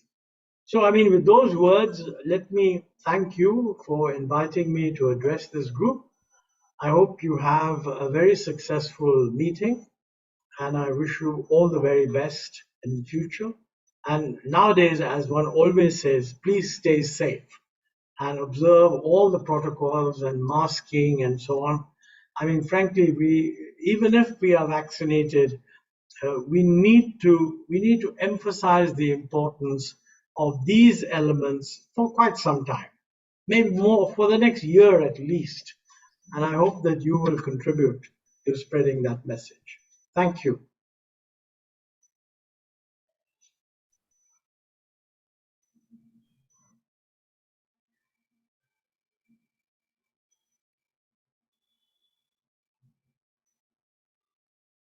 Hello?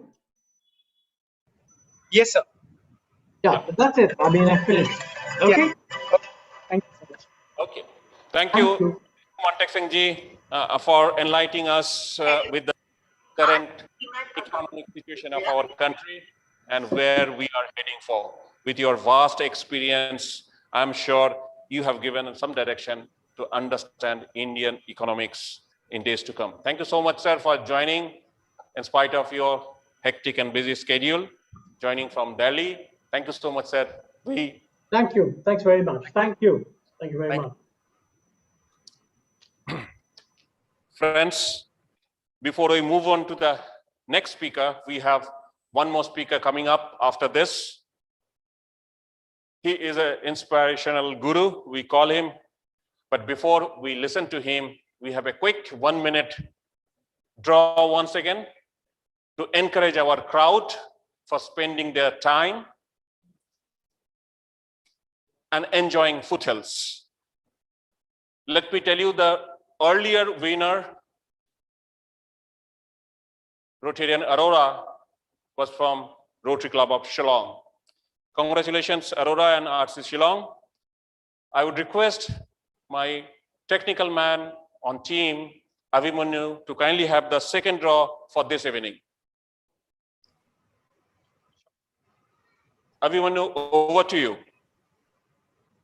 So we start with the second lot draw.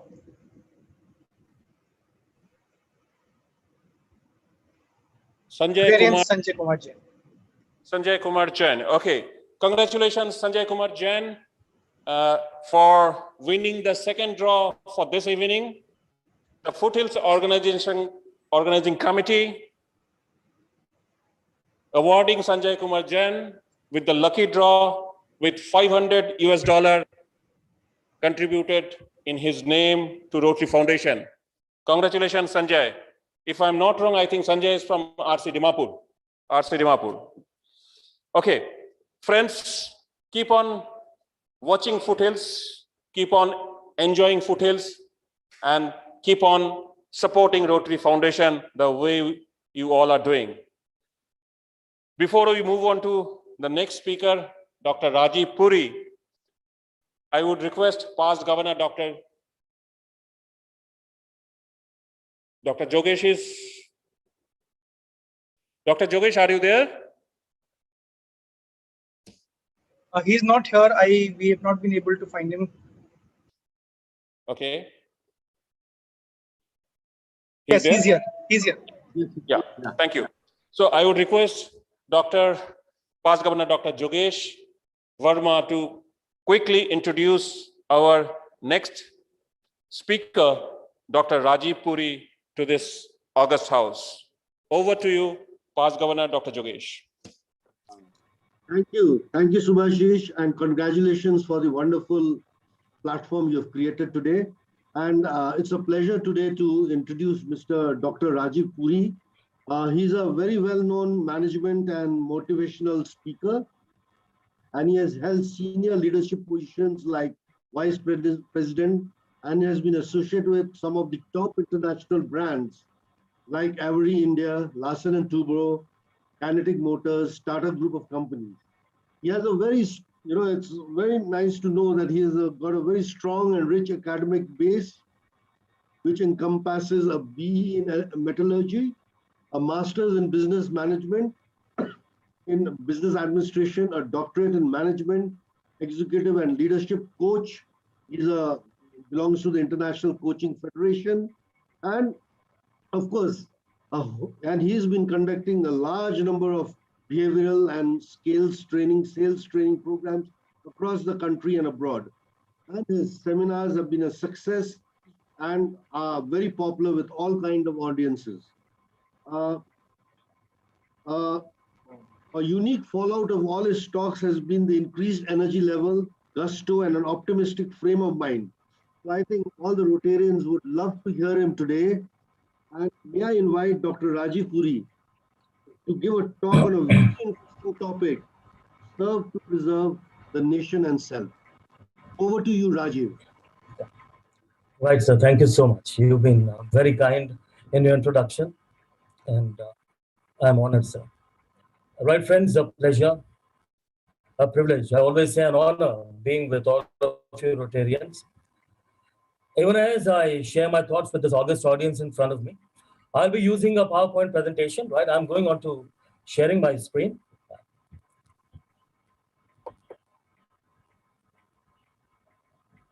All right.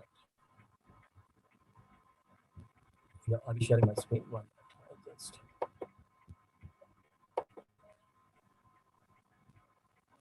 Right, I think it's just moving on, latching on. Right.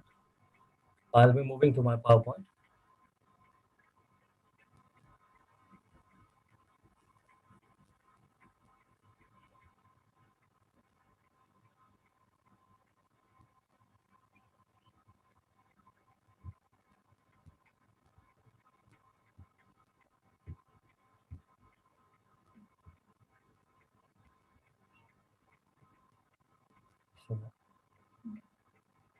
Share the check.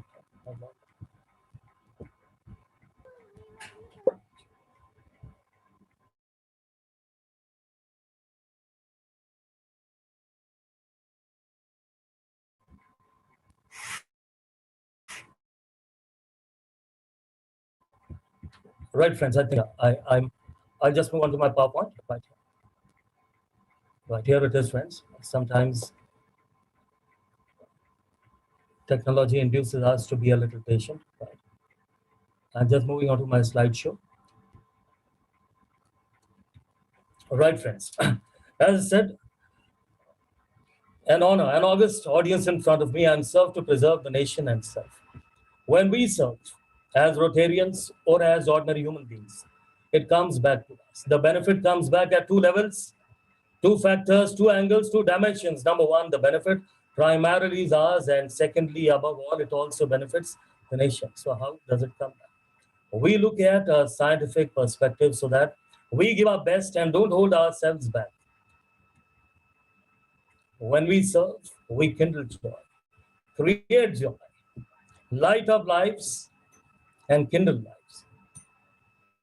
Well, friends, I must share with you the first time that I went to speak at a Rotary Club. The city where I speak from, that is Bombay, Mumbai. And it was a club.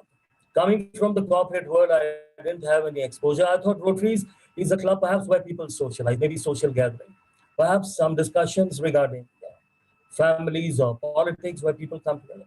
But I was stunned, shocked, appalled when I saw that actually it wasn't about socializing, but it was about social service. It was about service to mankind.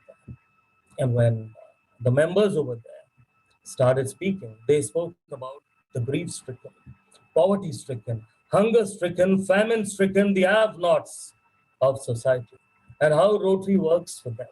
So pleasantly surprised I was that how wrong I was. And I remember for the first time when I read the motto, one profits the most who serves the best. So trying to understand it from a scientific perspective, because from that day my perspective changed, and my respect for this organization underwent a complete transformation because it is a great organization. So when we serve, how does it come back to us? And the best thing, I got goosebumps the first day that I spoke. Today I say, I deem it an honor. I've spoken at around 10 discons inside and outside India. But the first day, the first club in Bombay, and that was Mulund. I got goosebumps when I saw, when I heard the national anthem being played. The flag of Rotary and the flag of India, connected, interconnected, intertwined with each other. Well, friends, certainly, if the good work that we do is going to come back at two levels. One is we become great, number one. Second, our country becomes great and perhaps moves on to becoming the greatest. When I say the greatest, to my mind comes the man whose identity, whose tagline, whose punchline was the greatest. I am the greatest, said the man. And who was he?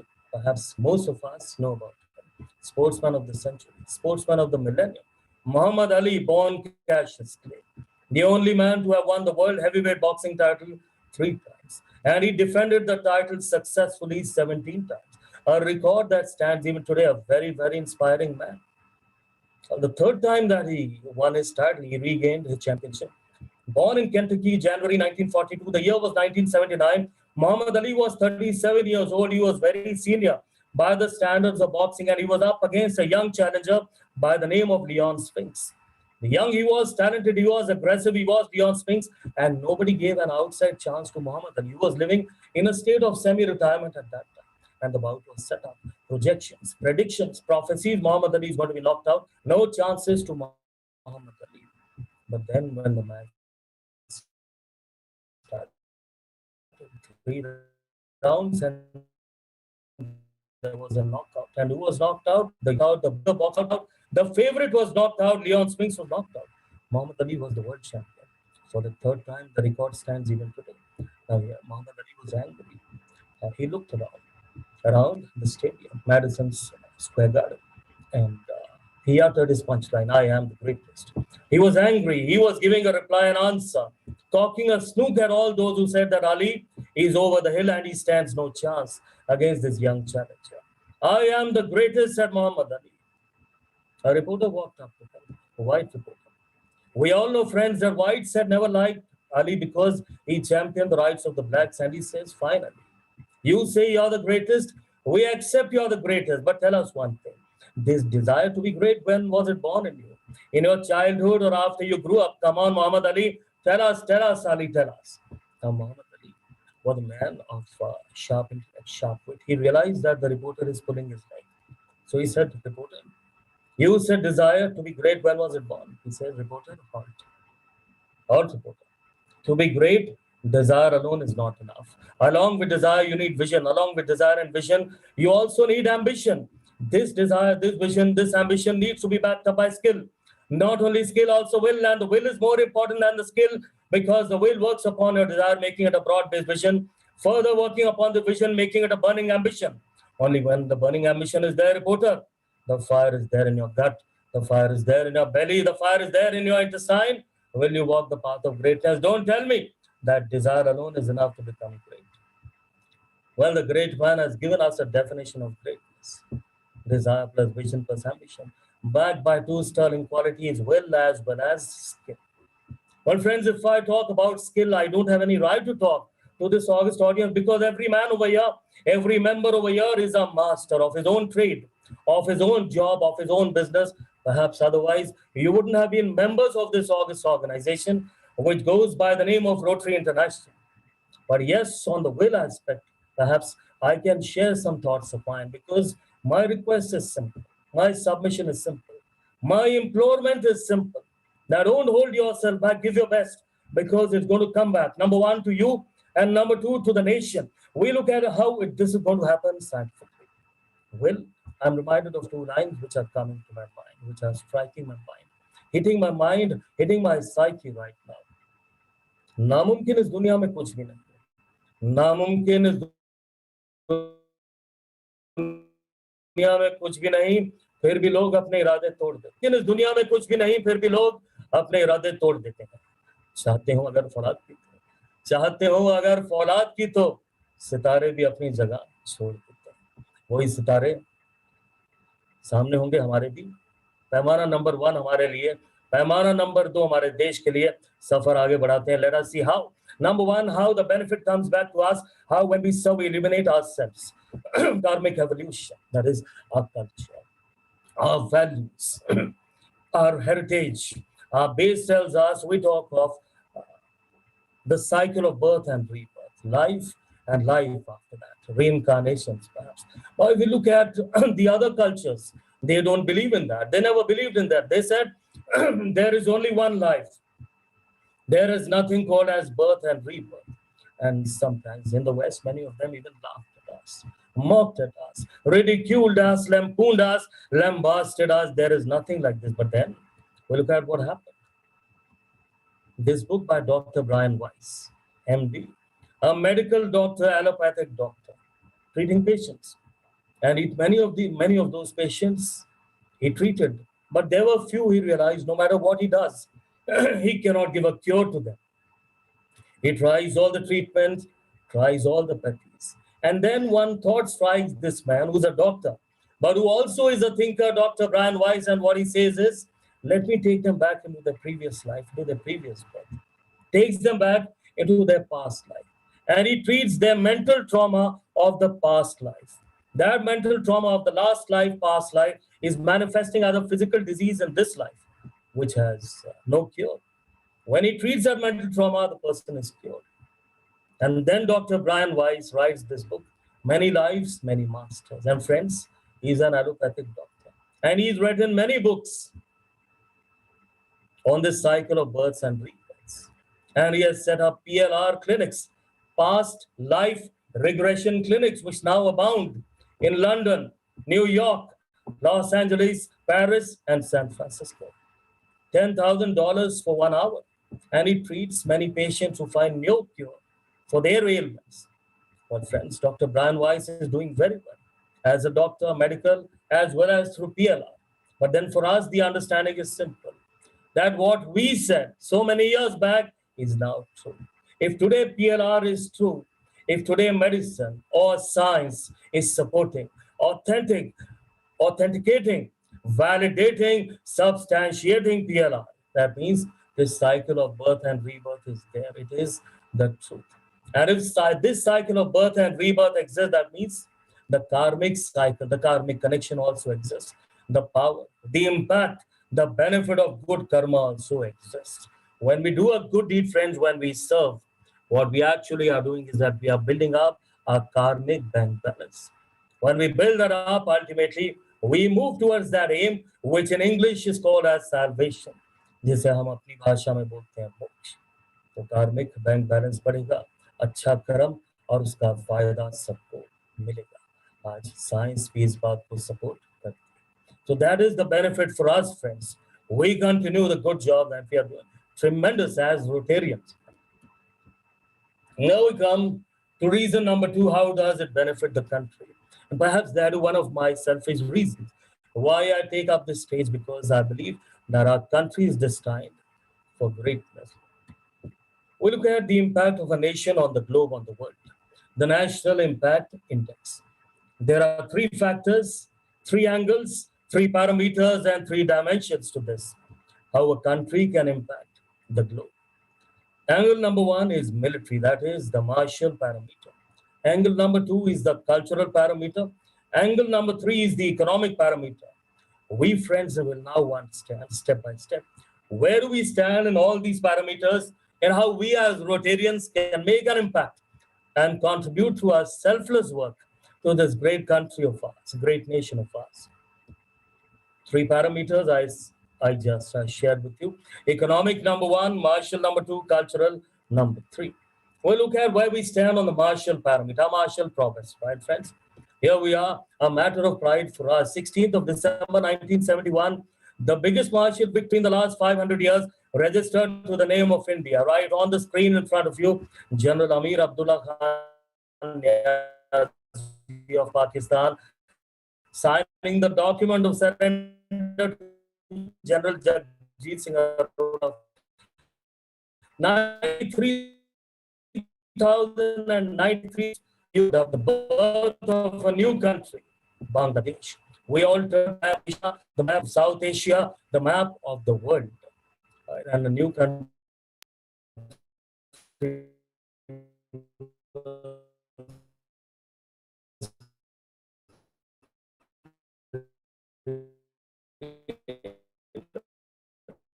A matter of pride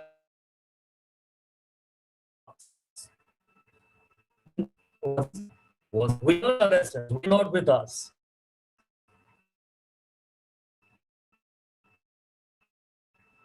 We learned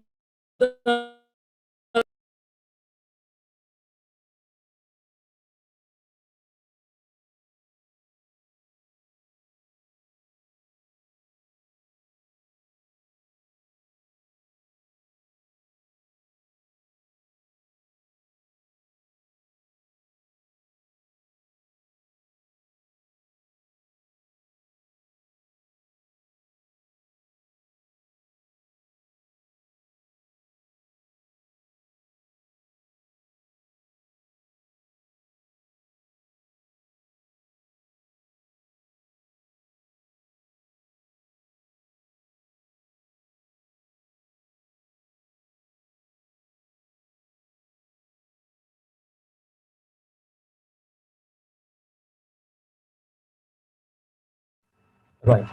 I'll have to share my screen once again. Abhimanyu ji, can you hear me? Yes, Dr. Right, Abhimanyu ji, am I reaching out to you?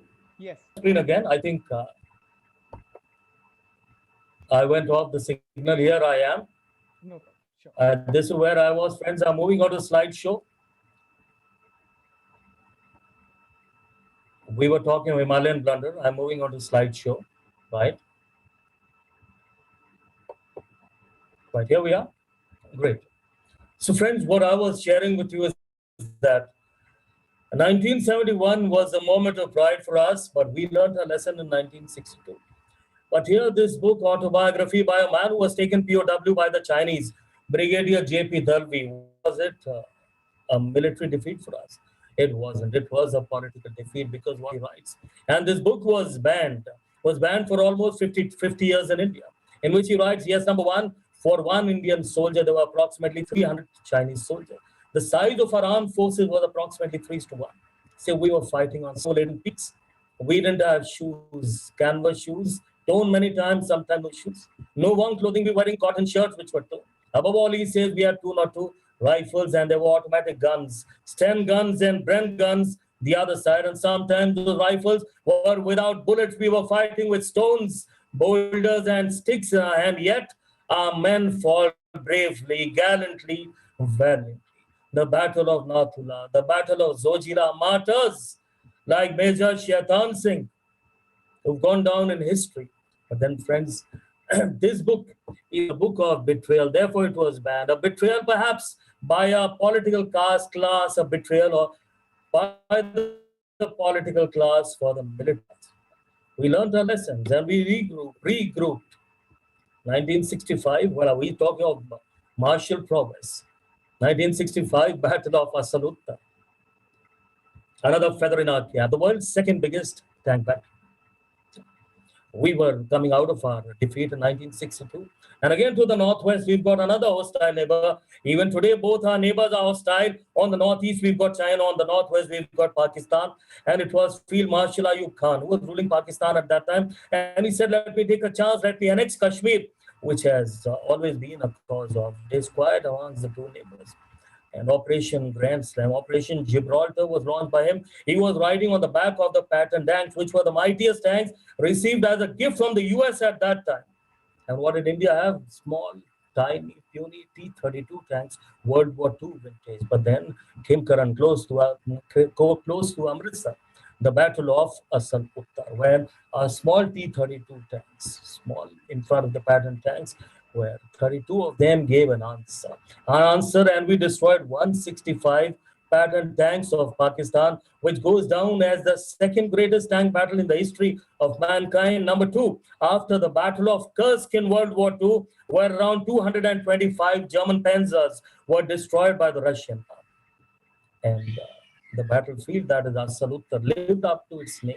Asal Uttar, real answer, real answer, correct answer, right answer, true answer, authentic answer, sahi jawab, sahi uttar, asli uttar, asal uttar. Again, a matter of pride for all of us. Registered to our name. 4th of December. Again, the biggest naval victory in the last 500 years. To the name of India, I share that because it is a travesty. Many of our achievements are still not known to our people. Perhaps our history has been warped a little bit, but then I think my duty to share this, because a great organization working for a great country and the great achievements of that great country in which this great organization and this great club, this great district is working right now. I will share that with you. 4th of December. And this is the autobiography of another great son of India, Admiral S.M. Nanda, the Admiral of Indian Navy, and we destroyed 50% naval force of Pakistan in the port of Karachi itself. Operation Trident, Operation Python, the night of 4th of December and the night of 7th of December. It was a daring raid into the heart of Pakistan, into the heart of Karachi, the naval headquarters. PNS Khyber, PNS Shah Jahan, PNS Muhafiz, PNS Khudagawa, PNS Muhafiz, PNS Dhaka, and PNS Venus Challenger, which was a cargo transporting ship. Mighty warships of Pakistan destroyed. Strategy, implementation, execution, a matter of pride for all of us. Well, friends, where do we stand as a country in military prowess? The martial prowess of a country is measured by 32 parameters, and it is called as the GFPI, the Global Firepower Index. There are 32 parameters: the size of the armed forces, the size of the reserve forces, the size of the paramilitary forces, the size of the coastline, the size of the navy, the number of ships, the number of ordnance factories, the number of ammunition factories, the nuclear weapons, nuclear preparedness, nuclear reactors, and nuclear contingencies. These are some of them. There are 32 parameters, and based on all of them, the Global Firepower Index is calculated. And a matter of pride, I must share with you that India has moved up to number 4. Number 1, America, USA. Number 2, Russia. Number 3, China. And number 4, we have just moved up last year. We've displaced our erstwhile colonial masters, UK, Great Britain, and here we are, friends. So as a country on the Marshall scale, we are not doing bad, we are doing well. And we've picked up very well after 1962, as you can see over here. If you look at the top 10 countries, let us see who they are, so that we know that where we stand as a country, because I believe that when you're confident about your country, that impinges upon your confidence about your own self. France, South Korea, Germany, Japan, and number 10, Turkey. So there we are, friends, we are doing very well. Let us look at the second parameter, the cultural aspect. There are 2 countries who are doing well on the cultural dimension. One has got Hollywood and second has got Bollywood. Hollywood, America, and Bollywood is ours. Perhaps if you look at the reach of Bollywood, many times we underestimate it. Many countries far and wide, we realize that Bollywood is there. Go to Russia, and the biggest star in Russia even today is Raj Kapoor. We feel proud when we go over there. And I must also share with you that Bollywood is catching up. In terms of tickets, number of tickets sold, it's not very much far behind. But the difference is that their tickets are sold in dollars and our tickets are sold in rupees, and $1 approximately equal to around 75 Indian rupees. That is where the difference comes up. But then they say perhaps another 25 to 30 years. And in terms of revenue generated, Bollywood could be as big, perhaps even a little bigger than Hollywood. I will share with you a very interesting incident right here. We're talking of the icons of India, the ones who have made India proud. I was once in Dubai. I was addressing a gathering, and it was around 2,000 people of Eagle Insurance Company. It was a sales conference, and it was about potential MDRT, $1 million roundtable qualifiers. And they were all there. It was gathering in the evening, a 2.5-hour talk, which was to be followed by a cocktail and dinner. So the talk was done, and the audience liked the talk. And after the talk was over, it was time for dinner at that time. And then the head of the GCC country sales, he was a gentleman who was a Pakistani national. His name was Mr. Afzal Shah. He walked up to me and he said, Puri Saab, thank you so much. Hamare ladkon ko bahut acha laga. They enjoyed the talk. I said, thank you. What did they like? He says, now, Puri Saab, now let us focus on drinks and dinner. Enough of official talk, enough of talk about insurance and sales. Now let us talk something else. I said, fine, I'm more than happy because I was the one who was doing the talking. Shah Saab, you tell me. So he looked at me and he says, to Puri Saab, aap batao ki Parvati kya karegi? I looked at him and I was stumped. I was confused. I was flummoxed because number one, it is the soil of Dubai. Number two, the gentleman is Afzal Shah. Number three, he's a Pakistani national, not knowing what he's trying to say. I was actually flummoxed and I asked him, Shah Saab, Parvati, you mean? He says, kahan chale gaye? Where are you going, Puri Saab? Parvati, ghar ki kahani, kyunke saas bhi kabhi bahut. I said, Shah Saab, they are very good serials, but I haven't watched a single serial up till now. But yes, they are very popular. They are very good serials. Just kamal kar di, kya baat kar di. Hum to ek bhi serial chhodte nahi, and we work in split shifts over here. Sometimes I watch the serials twice in a day, in the afternoon as well as in the night. That's what I want to share with you. That is the impact of our culture, our cultural prowess.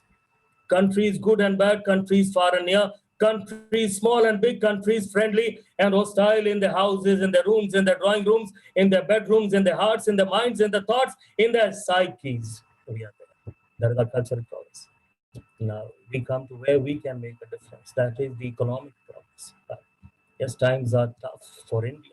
We had the distinguished great economist from India, Mr. Montague Singh Ahluwalia, speak before me, and it was a privilege for me to listen to him. And here he was associated with the World Bank, and here it is Christine Lagarde from the IMF. Perhaps she must have been his colleague at some time when she came back to 2015 in India. These were times of India headline because in 1991, when India embarked on the path of globalization, liberalization, integration with the world economy, and Mr. Montague Singh Ahluwalia was there chaperoning us along with the finance minister, Mr. Manmohan Singh. That time, many prophets of doom had said, India will collapse, Indian industry will collapse because Indian industry will not be able to compete with the best in the world. But Christian Lagarde said that day that I was a young executive and I said that India will do well. I was the only one. But she said now when I come back in 2015, and India is a success story, I believe that India can become the #1 economy of the world. What I said stands true. These are the headlines. But then apart from those prophets of doom, many of whom were Indians, in 1991 who said India will collapse, I'm reminded of another man who said in 1947 that India will collapse as a country. Another messenger of doom. When the India Independence Act was passed, in the House of Commons and the House of Lords by the Labour Party and the Prime Minister, Clement Attlee, that India will get independence on the 15th of June, 1948. Now, we know it was preponed by 10 months at the best of the last Viceroy, Lord Louis Mountbatten. But then the leader of the opposition, the leader of the Tories, the Conservative Party, Winston Churchill, stood up and he said, Attlee, by granting independence to India, you're making a mistake. Aap galti kar rahe. India will collapse within 10 years. And the blood of millions of Indians will be on you, Attlee. And Attlee said, why do you say that, Winston? And he says, Indians lack the capacity, the capability, the mindset, the skill set to govern their own country. They will collapse. And the blood of millions of miserable Indians will be on your head, Clement Attlee. Well, friends, but then what happened? Was Churchill right?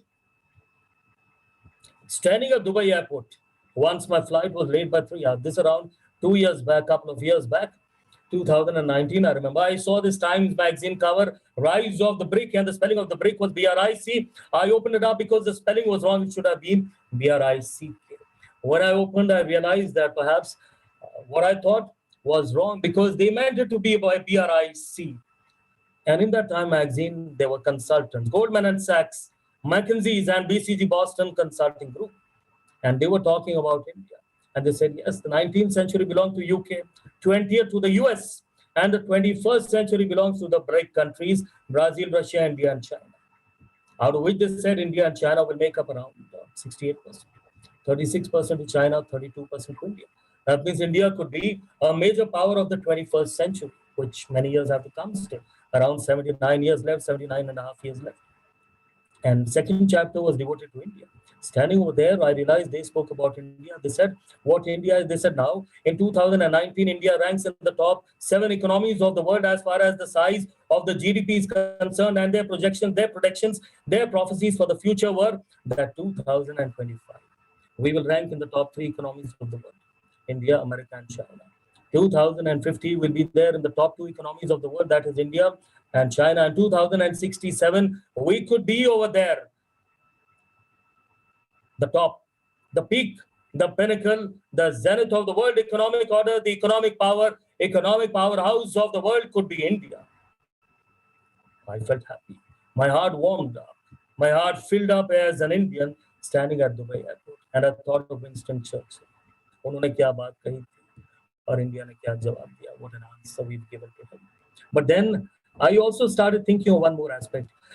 Are we gaining the position number 1 of the world? If we do that, or are we regaining it? A golden bird. Sone ki chidi aapke saamne.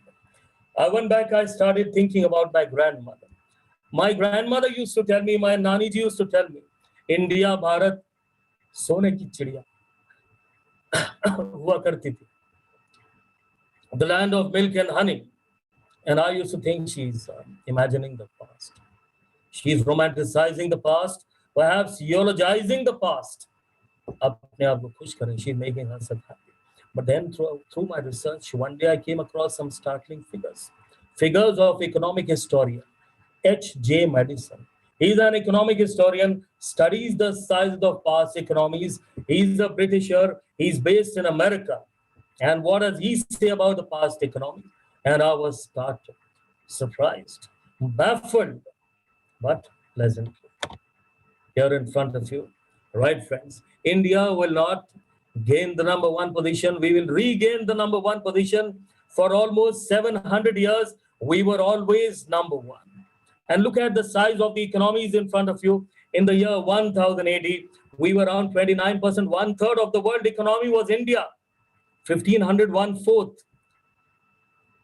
1600, another 23%, and 1700, again approximately 1/4 of the world economy was India. We truly were the land of milk and honey, and these are figures which are talking for themselves. Today, America at 17% of the world GDP is the only superpower of the world. We can understand where we were at that time. And then what happened? Why did we collapse? Why did we get reduced to one of the poorest countries in the world? Here in front of you, another graph, again by H.J. Madison. If you look at 1750 and 1900, from around 25% to 1.7%. Row number 3, our area under British rule. 1757 is the Battle of Plassey, and as the years proceed, as the area under British domination goes up, our contribution to the world economy declines. They are inversely proportional to each other. And by the time it is 1850, we are 8.8%, and 1900, we are only 1.7%. 1947, we were amongst the poorest countries in the world, 0.4%, 190 years. What happened to us? Colonized, deindustrialized. Till 1750, our products are finished goods. Our cotton, our silk, our muslin, our spices, our artisans, our articrafts, our artifacts, our castings, our forgings, our weapons, our finished goods used to be exported to all corners of the world. We were deindustrialized, colonized from a manufacturer of finished goods, exporter of finished goods. We were reduced to a supplier of raw material to our colonial masters. Further on, we became a dumping ground for them. For many times, their substandard goods which they sold at 10 times the regular price. And that is what happened. Therefore, we got reduced to one of the poorest countries in the world. But today, when we say 2067, we could once again be over there. Yes, we are going to hit back. India hits back, India fights back, India strikes back, India answers back. Our white masters, colonial masters, European masters are erstwhile, British masters answered by us. But then, Goldman and Sachs, McKinsey's and Boston Consulting Group put a rider. There is one if, and to counter that if can come in this wonderful organization dedicated to service, that is Rotary. And what is the rider? The rider, they say, the three consultants. India is divided into three parts. The top 20%, the upper classes. They are moving at a pace which is unmatched. No economy in the world moves at that pace. Perhaps all of us friends belong to this section. Right? Blessed by God, we should be thankful. The middle 50%, the aspiring classes. And they are the ones moving at a pace which is in equanimity, in consonance with some of the best economies, one of the most developed economies of the world, like Europe or North America. And the pace of this 50% is equal to their pace. But then they say the rider is, it is the 30% of India, approximately 45 to 50 crores. These are the have-nots of India. These are the lower classes of India. These are the downtrodden of India. And these are the strugglers of India. This is the vulnerable underbelly of India. And he says, they say, they could pull India down. 2067 could become 2097. 2067 might not happen because they are the ones who have to be looked into. And he says nobody's focus is there because that is not where the market lies, because the purchasing power doesn't exist over there. The top 20%, why Mercedes launches Maybach in the pandemic and they register their biggest sales ever. That is where the focus is, and the aspiring classes, because that is where the market is. 80 crore aspiring classes.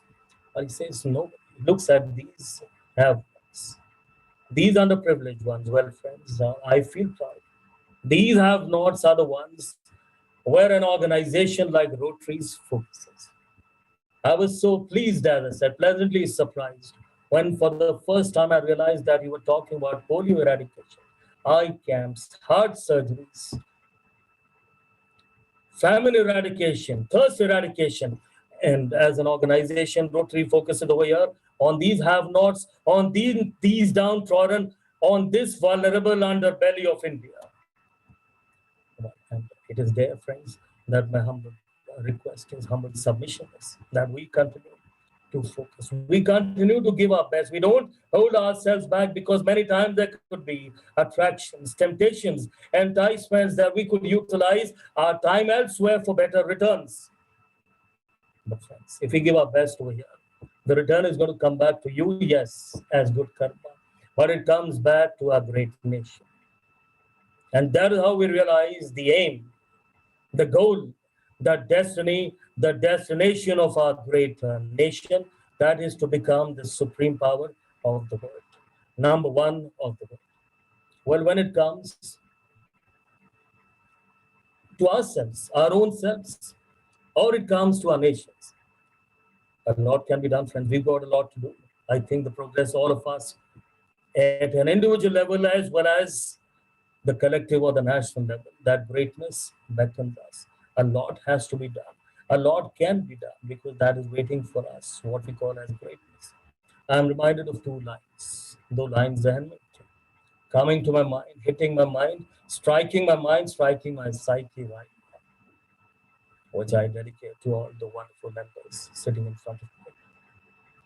जिंदगी की असली उड़ान तो अभी बाकी है, जिंदगी की असली उड़ान तो अभी बाकी है, इरादों का असली इम्तिहान तो अभी बाकी है, जिंदगी की असली उड़ान तो अभी बाकी है, इरादों का असली इम्तिहान तो अभी बाकी है। अभी तो नापी है कुछ दो मुट्ठी जमीन हमने, अभी तो नापी है कुछ दो मुट्ठी जमीन हमने, सारा आसमान तो अभी बाकी है। Right, friends, thank you so much. Wishing you the very best in all your endeavors, and an honor being with all of you. Thank you so much. Thank you. stopping my screen. Thank you, Dr. Puri, for your inspiring speech. Friends, we have only 1 minute business, and after that, we have entertainment. We have our entertainer, the performer has already joined us. We have legendary Anup Jalota ji has joined us. We have Tarun Bhattacharya ji, and we have Vishnath Bhatt ji. And after that, we have Palas Sen, who would be entertaining us with his rhythmic musics. So stay with us. We have one small 1 minute agenda to finish it up. Friends, as you know, every year the district gets a district governor who leads the district, leads the Rotary. And in Rotary, we have a structure to select or elect our leader 2.5 years prior. Recently, in the month of November, we have selected one gentleman, a young Rotarian, who also graduated from Rotract, and we need to present before this August House his presence and his partner's presence. And as a small token, me and Pooja would be felicitating the DGND and his partner and welcoming them into the Board of Governors, Council of Governors. I would request DGND Nilesh Agarwal and his partner Lakshmi to join us from Tejpur. Nilesh, are you hearing us? Yeah. Okay, thank you, Nilesh and Lakshmi. Hello, Lakshmi. Thank you so much.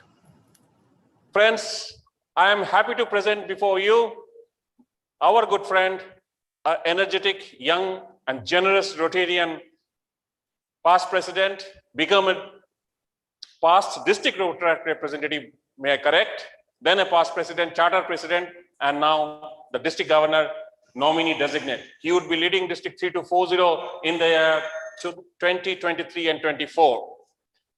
We wish Nilesh and Lakshmi a very happy Rotary years ahead, and I'm sure this next 2 years would be your learning phase so far.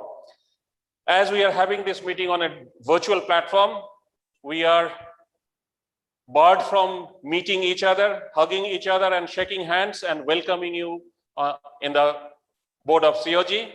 But definitely, if we are not meeting physically, but our hearts are close to each other, and we welcome you once again. I would request, this could be a gesture, a different gesture. I would request the elder daughter of Nilesh, Tejaswi, to kindly come up and on behalf of myself, kindly put on a pagri to Nilesh and tilak him.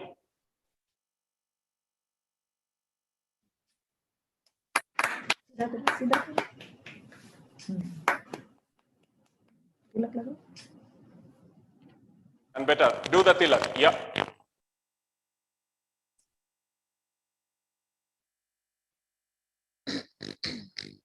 Thank you so much, Tejaswi. Thank you, Nilesh. Thank you so much.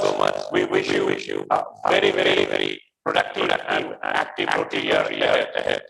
I would request Pooja, kindly welcome Lakshmi on board. बेटा मेरी तरफ से mummy को तिलक लगा दो और shawl ओढ़ दो.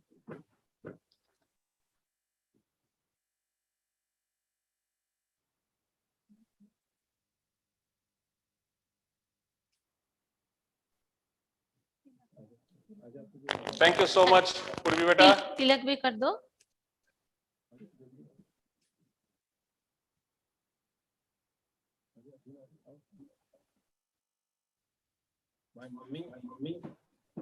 Auntie ji, namaste. Auntie ji, namaste, auntie ji. Namaste. Thank you so much. Thank you so much, Purvi beta. Thank you, Tejaswi and Purvi.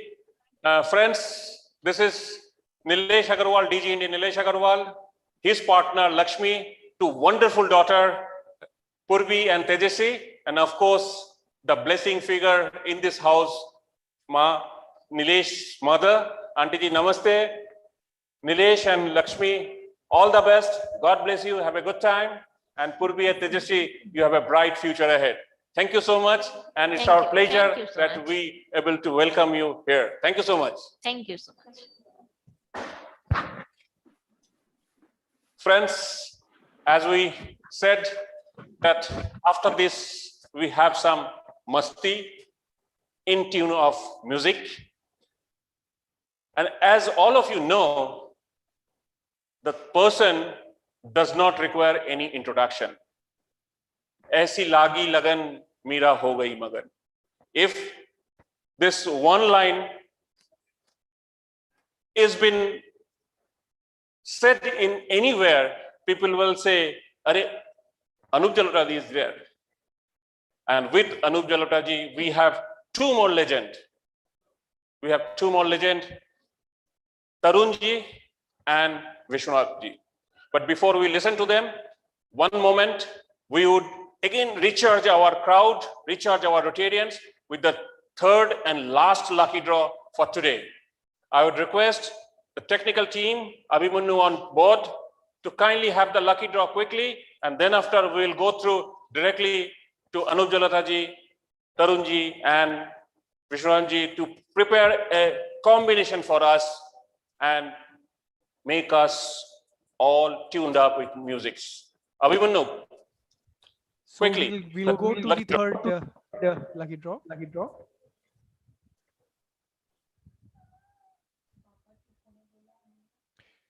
Rotarian Bibhu Prasad Mohanty. Bibhu Prasad Mohanty, the third lucky draw of this evening. Congratulations, Bibhu, for winning the third lucky draw for this evening and this organizing committee of Foothills 2021 recognizing you and awarding you with a $500 to be deposited in the name of you in Rotary Foundation. Congratulations, Bibhu. Thank you so much.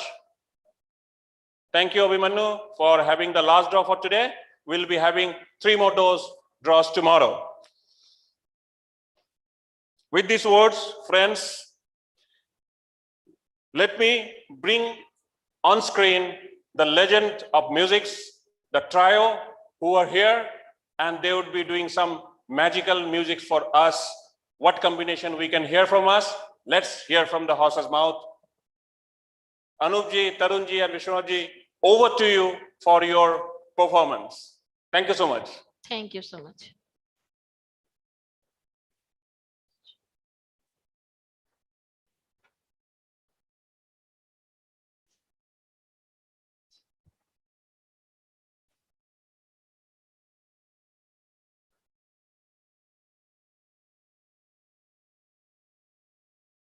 Are you able to connect, Ankit?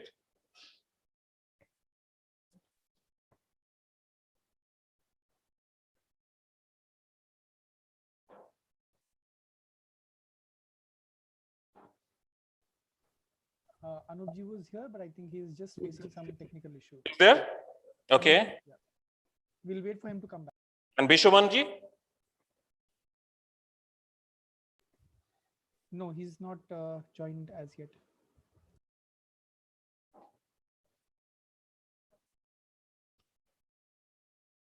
Vishwamanji is there?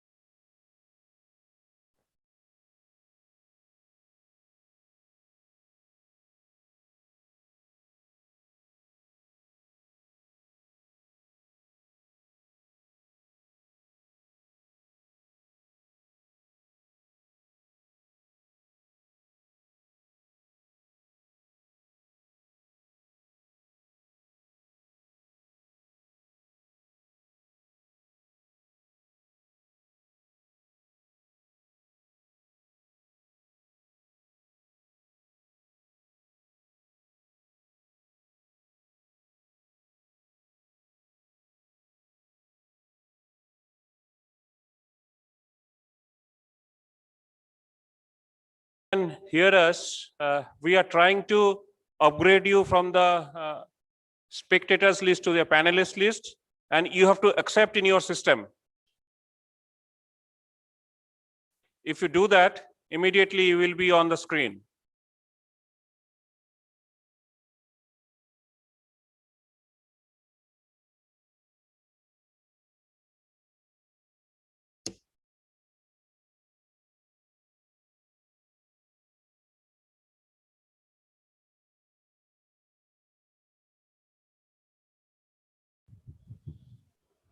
I think they have not even been able to join in the attendees list. So probably they are not on the platform as of now.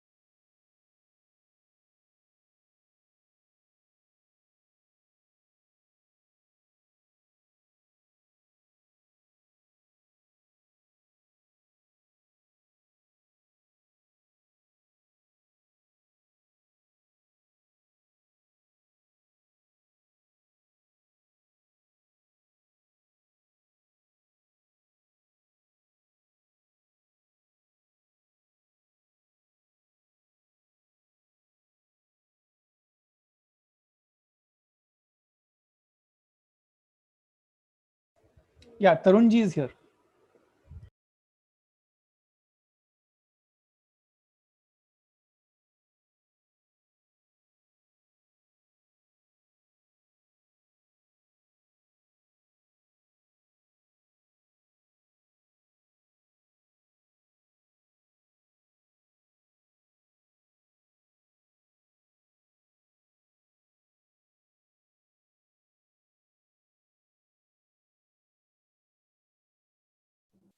I would request technical team to kindly spotlight Tarunji.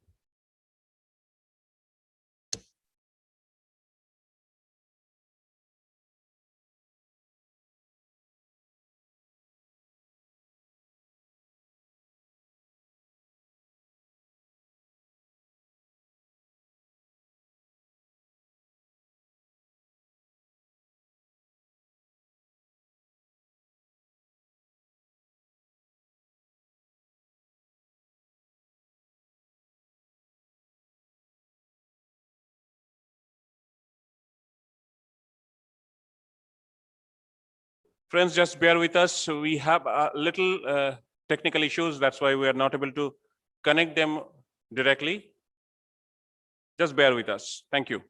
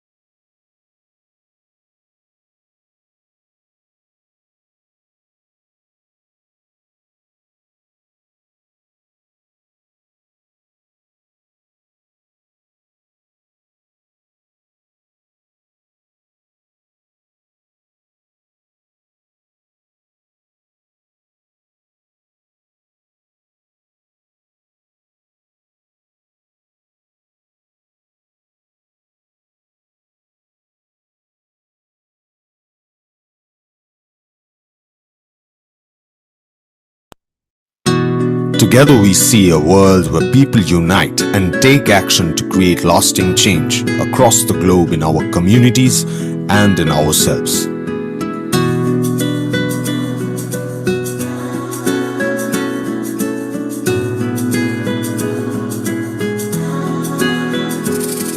On a midsummer July, through tunnels of the time, we paint our spirit with light. For a green revolution and health with charity, we unleash our soul rotary. Say no to prejudices, charades and ugly lies, and a million happy faces will unite for a new sunrise. Rotary, I see the meaning in the decadent circle of time. Rotary, we'll solve the long selfless poor. Rotary, we're rolling and shifting on paradigm. Rotary, in rise and fall, standing tall. Rise on the crossroads of life, sort out conflicting pages of time. Keep the lights on, the young and the old, the hands unite, yeah, the story unfolds. Yeah, rise on the crossroads of life, sort out conflicting pages of time. Keep the lights on, the young and the old, let hands unite, yeah, the story unfolds. Say no to prejudices, charades and ugly lies, and a million happy faces will unite for a new sunrise. Rotary, I see the meaning in the decadent circle of time. Rotary, we'll solve the long selfless poor. Rotary, we're rolling and shifting on paradigm. Rotary, in rise and fall, standing tall. Rotary, I see the meaning in the decadent circle of time. Rotary, we'll solve the long selfless core. Rotary, we're rolling and shifting on paradigm. Rotary, in rise and fall, standing tall.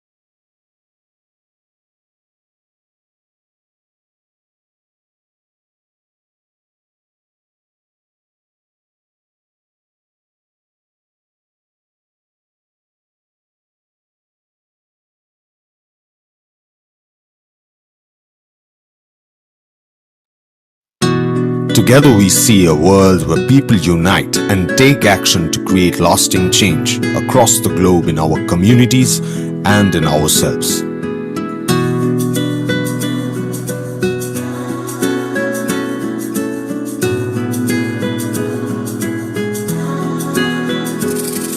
on a midsummer July, through tunnels of the time, we paint our spirit with light.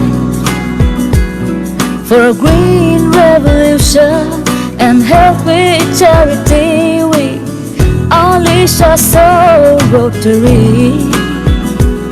Say no to prejudices, charades and ugly lies, and a million happy faces will unite for a new sunrise. Rotary, I see the meaning in the decadent circle of time. Rotary, we'll solve the long selfless poor. Rotary, we're rolling and shifting on paradigm. Rotary, in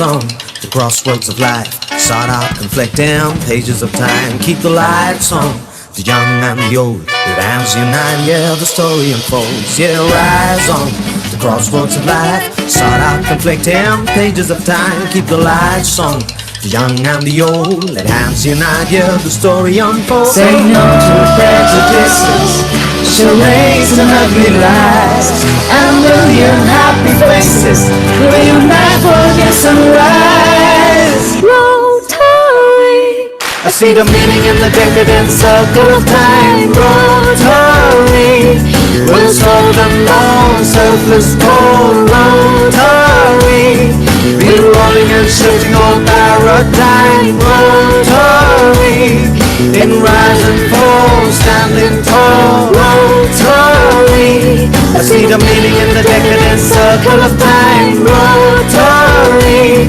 will solve them all, selfless cold. Rotary, we're rolling and shifting all paradigm. Rotary, in rise and fall, standing tall.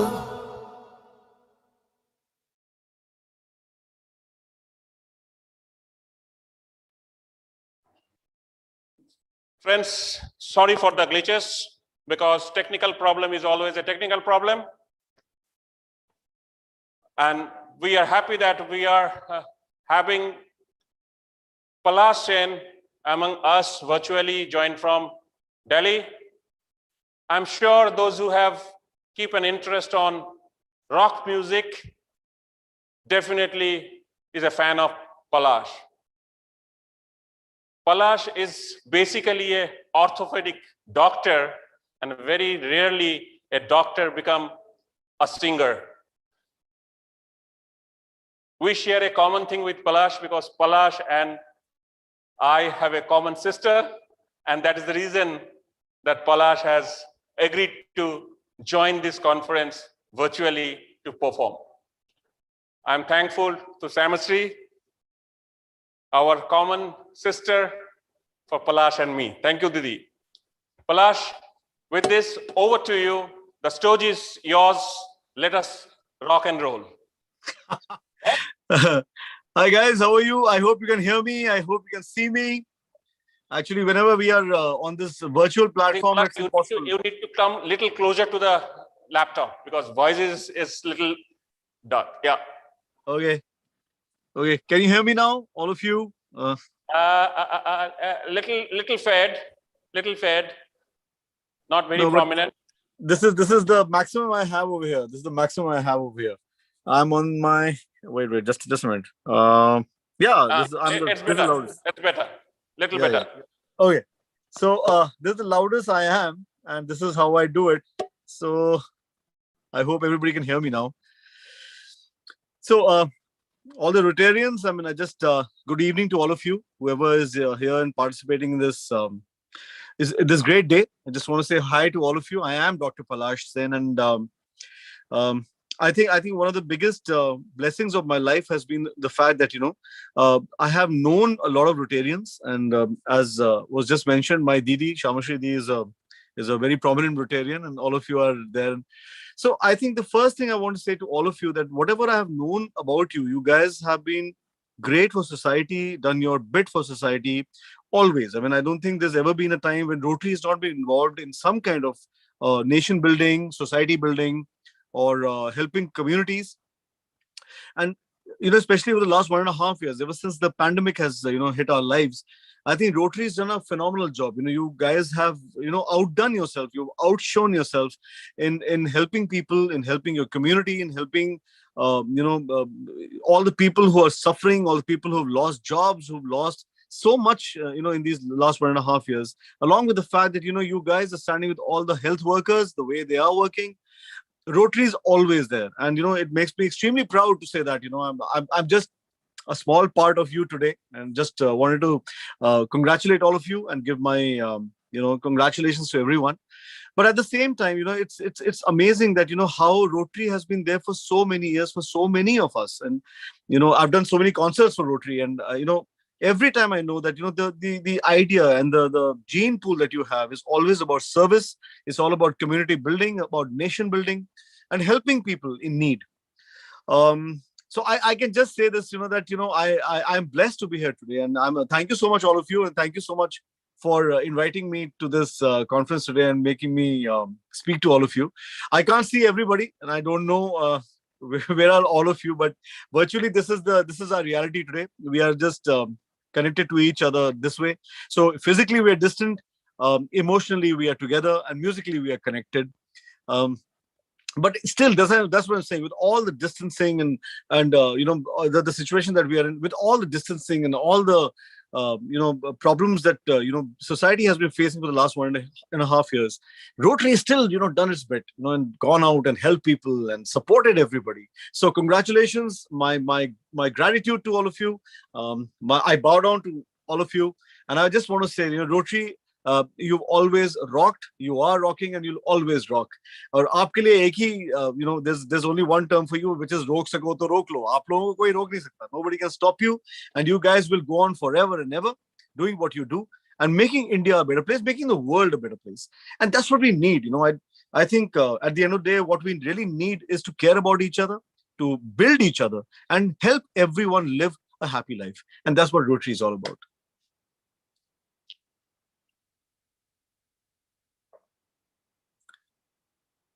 I've said my bit. I don't know.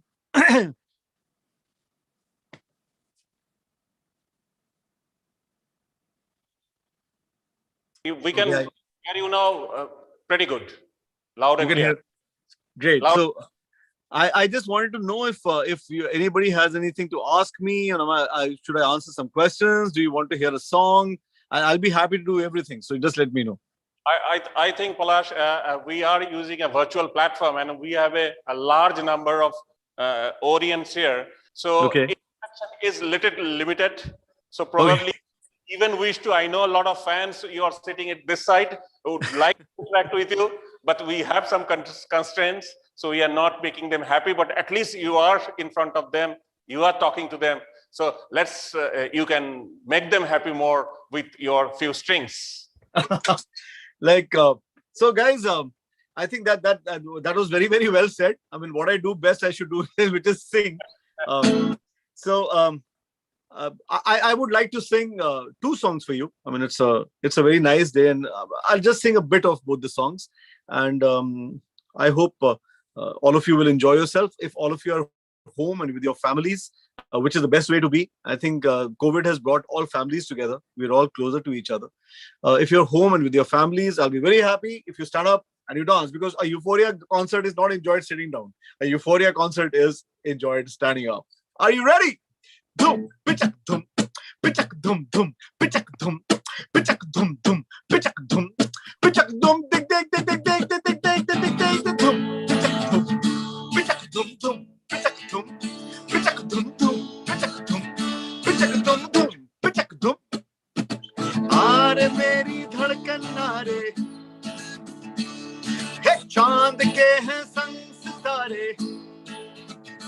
हे यार मेरी धड़कन नारे, चांद के हैं संग सितारे, साथ रहते हैं वो सारे, मैं अकेला रे, खिलखिलाती है वो नदियाँ, नदियों में है कि नैया, नैया का मैं हूँ खिपैया, क्यों अकेला रे, अब अभी जो सबका बता, क्या तेरा मेरा नाता रे, तुम हो मेरी मैं तुम्हारा, छोटा सा संसार हमारा, आगे जाने राम क्या होगा, कहता है जो कहे जमाना, तेरा मेरा प्यार पुराना, आगे जाने राम क्या होगा, जैसे दिया और बाती, सारे सुख दुख के हम साथी, लेती पुरवैया है गाती, मैं तुम्हारा रे, हाँ रात मेरी दिन है तेरे, तेरे आंसू अब है मेरे, यार के होंगे सवेरे, ना घबराना रे, अब ना शर्मा सबका पता, क्या तेरा मेरा हाथ, तुम हो मेरी मैं तुम्हारा, छोटा सा संसार हमारा, आगे जाने राम क्या होगा, मेरा दुश्मन सारा जमाना साथ मेरा छोड़ जाना आगे जाने राम क्या होगा आगे जाने राम क्या हो आगे जाने राम क्या हो आगे जाने राम क्या होगा आगे जाने राम क्या हो आगे जाने राम क्या हो आगे जाने राम क्या होगा आगे जाने राम क्या हो आगे जाने राम क्या हो आगे जाने राम क्या होगा है तुम पिटक तुम पिटक तुम पिटक तुम पिटक तुम पिटक तुम पिटक तुम पिटक तुम पिटक तुम 1 पिटक तुम 2 पिटक तुम 3 पिटक तुम ding riya Thou!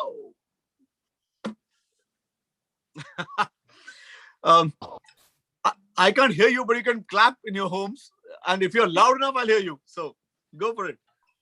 So, guys, just taking this evening forward, I'm happy to be here today, as I said, and I'm extremely proud to be here because yeah, it's great to be amongst people who are doing such service to community, to the country. So.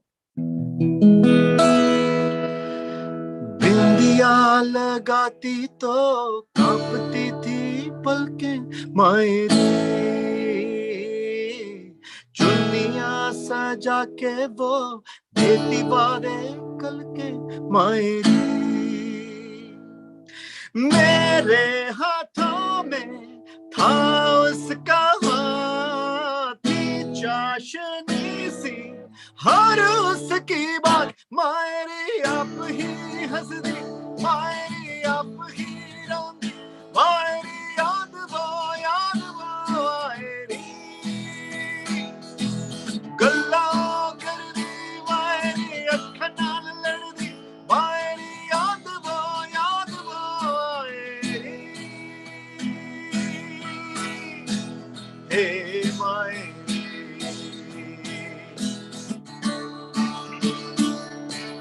बारिशों में निपट के माँ आती थी वो चल के मायरी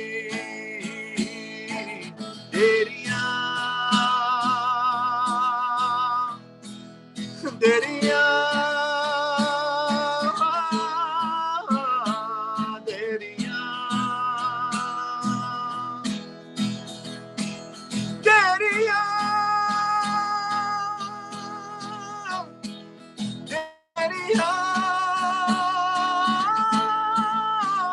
देरिया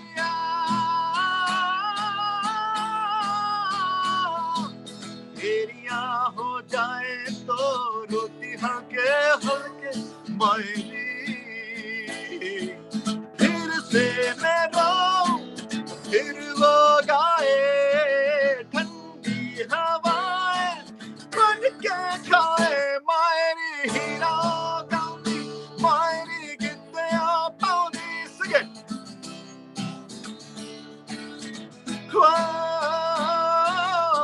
जन्नता लगदी मायरी मन्नता मंगदी मायरी याद वो भूल गई मेरा प्यार माए बस लगे महीने मायरी याद वो आयरी याद वो आई मायरी याद वो आई मायरी याद वो आयरी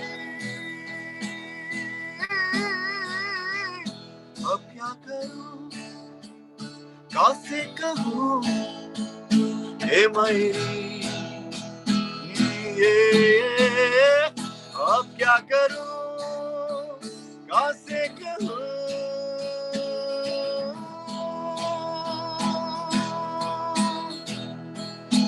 रोटेरियंस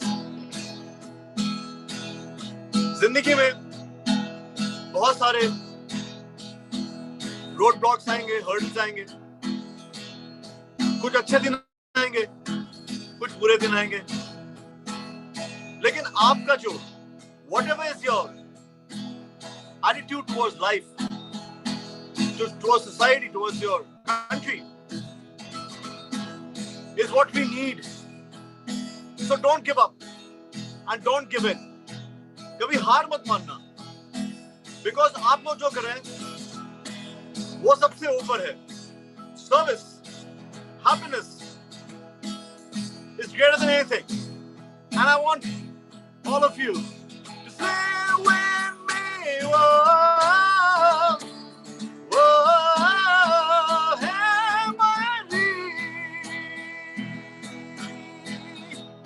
अब क्या करूं, कैसे कहूं, हे मायरे, अब क्या करूं, कैसे कहूं, हे मायरे, अब क्या करूं, कैसे कहूं, हे मायरे, अब क्या करूं, कैसे कहूं, हे मायरे, are you ready? अब क्या करूं, कैसे कहूं, हे मायरे, अब क्या करूं, कैसे कहूं, हे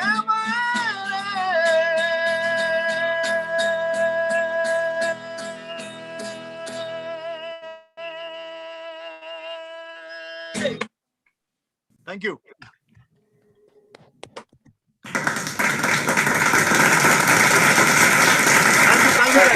Thank you so much. Say Mahfouz. God bless you. Jai Hind. Thank you so much. Thank you for having me here. Thank you. Thank you for spending time with us and making us all rhythmic with your lovely voice. Thank you. Good night. Thank you. God. Thank you, everybody. Thank you. Thank you. Friends, I'm sure you have enjoyed the tune of this rock star of India, Palash Sen. This is just the end of day one. You have just come across the foot. Now you have to climb hills tomorrow. So we are signing off for day one. We are signing off for day one, Foothills 2021, the 31st District Conference. We will see you tomorrow.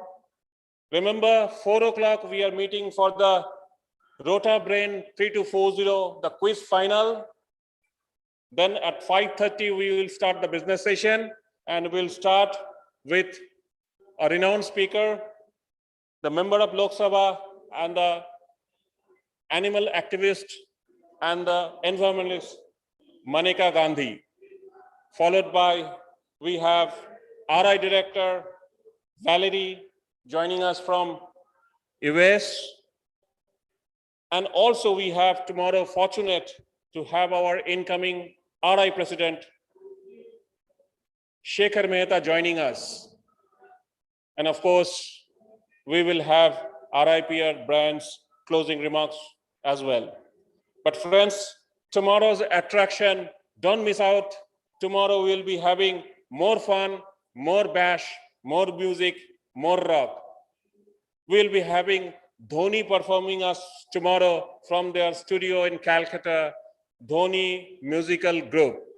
So let us join tomorrow at 4 o'clock. But let me remind you, as I mentioned, that we have one full lady member club in Siliguri, Rotary Club of Siliguri, Uttarayan Believers. Being one of the co-hosts of this conference, they are assisting to have a competition among the lady Rotarians, the spouses, the annies, the girl Rotarylets, and grand Rotarylets, a competition having icing the cake. Competition is on. I'm sure you are pouring your videos there, 3 minutes video. The video will be accepted tomorrow till 1 p.m. Post that, we'll be having a jury decision and the announcement of the winners. So ladies of 3240 from the Rotary families, don't miss out this opportunity. Show your talent, show your ability to make beautiful cakes and tasty cakes. With these words, once again, stay happy, stay safe. We are meeting tomorrow at 4, the Rota Brain Quiz 3240. Take care and good night.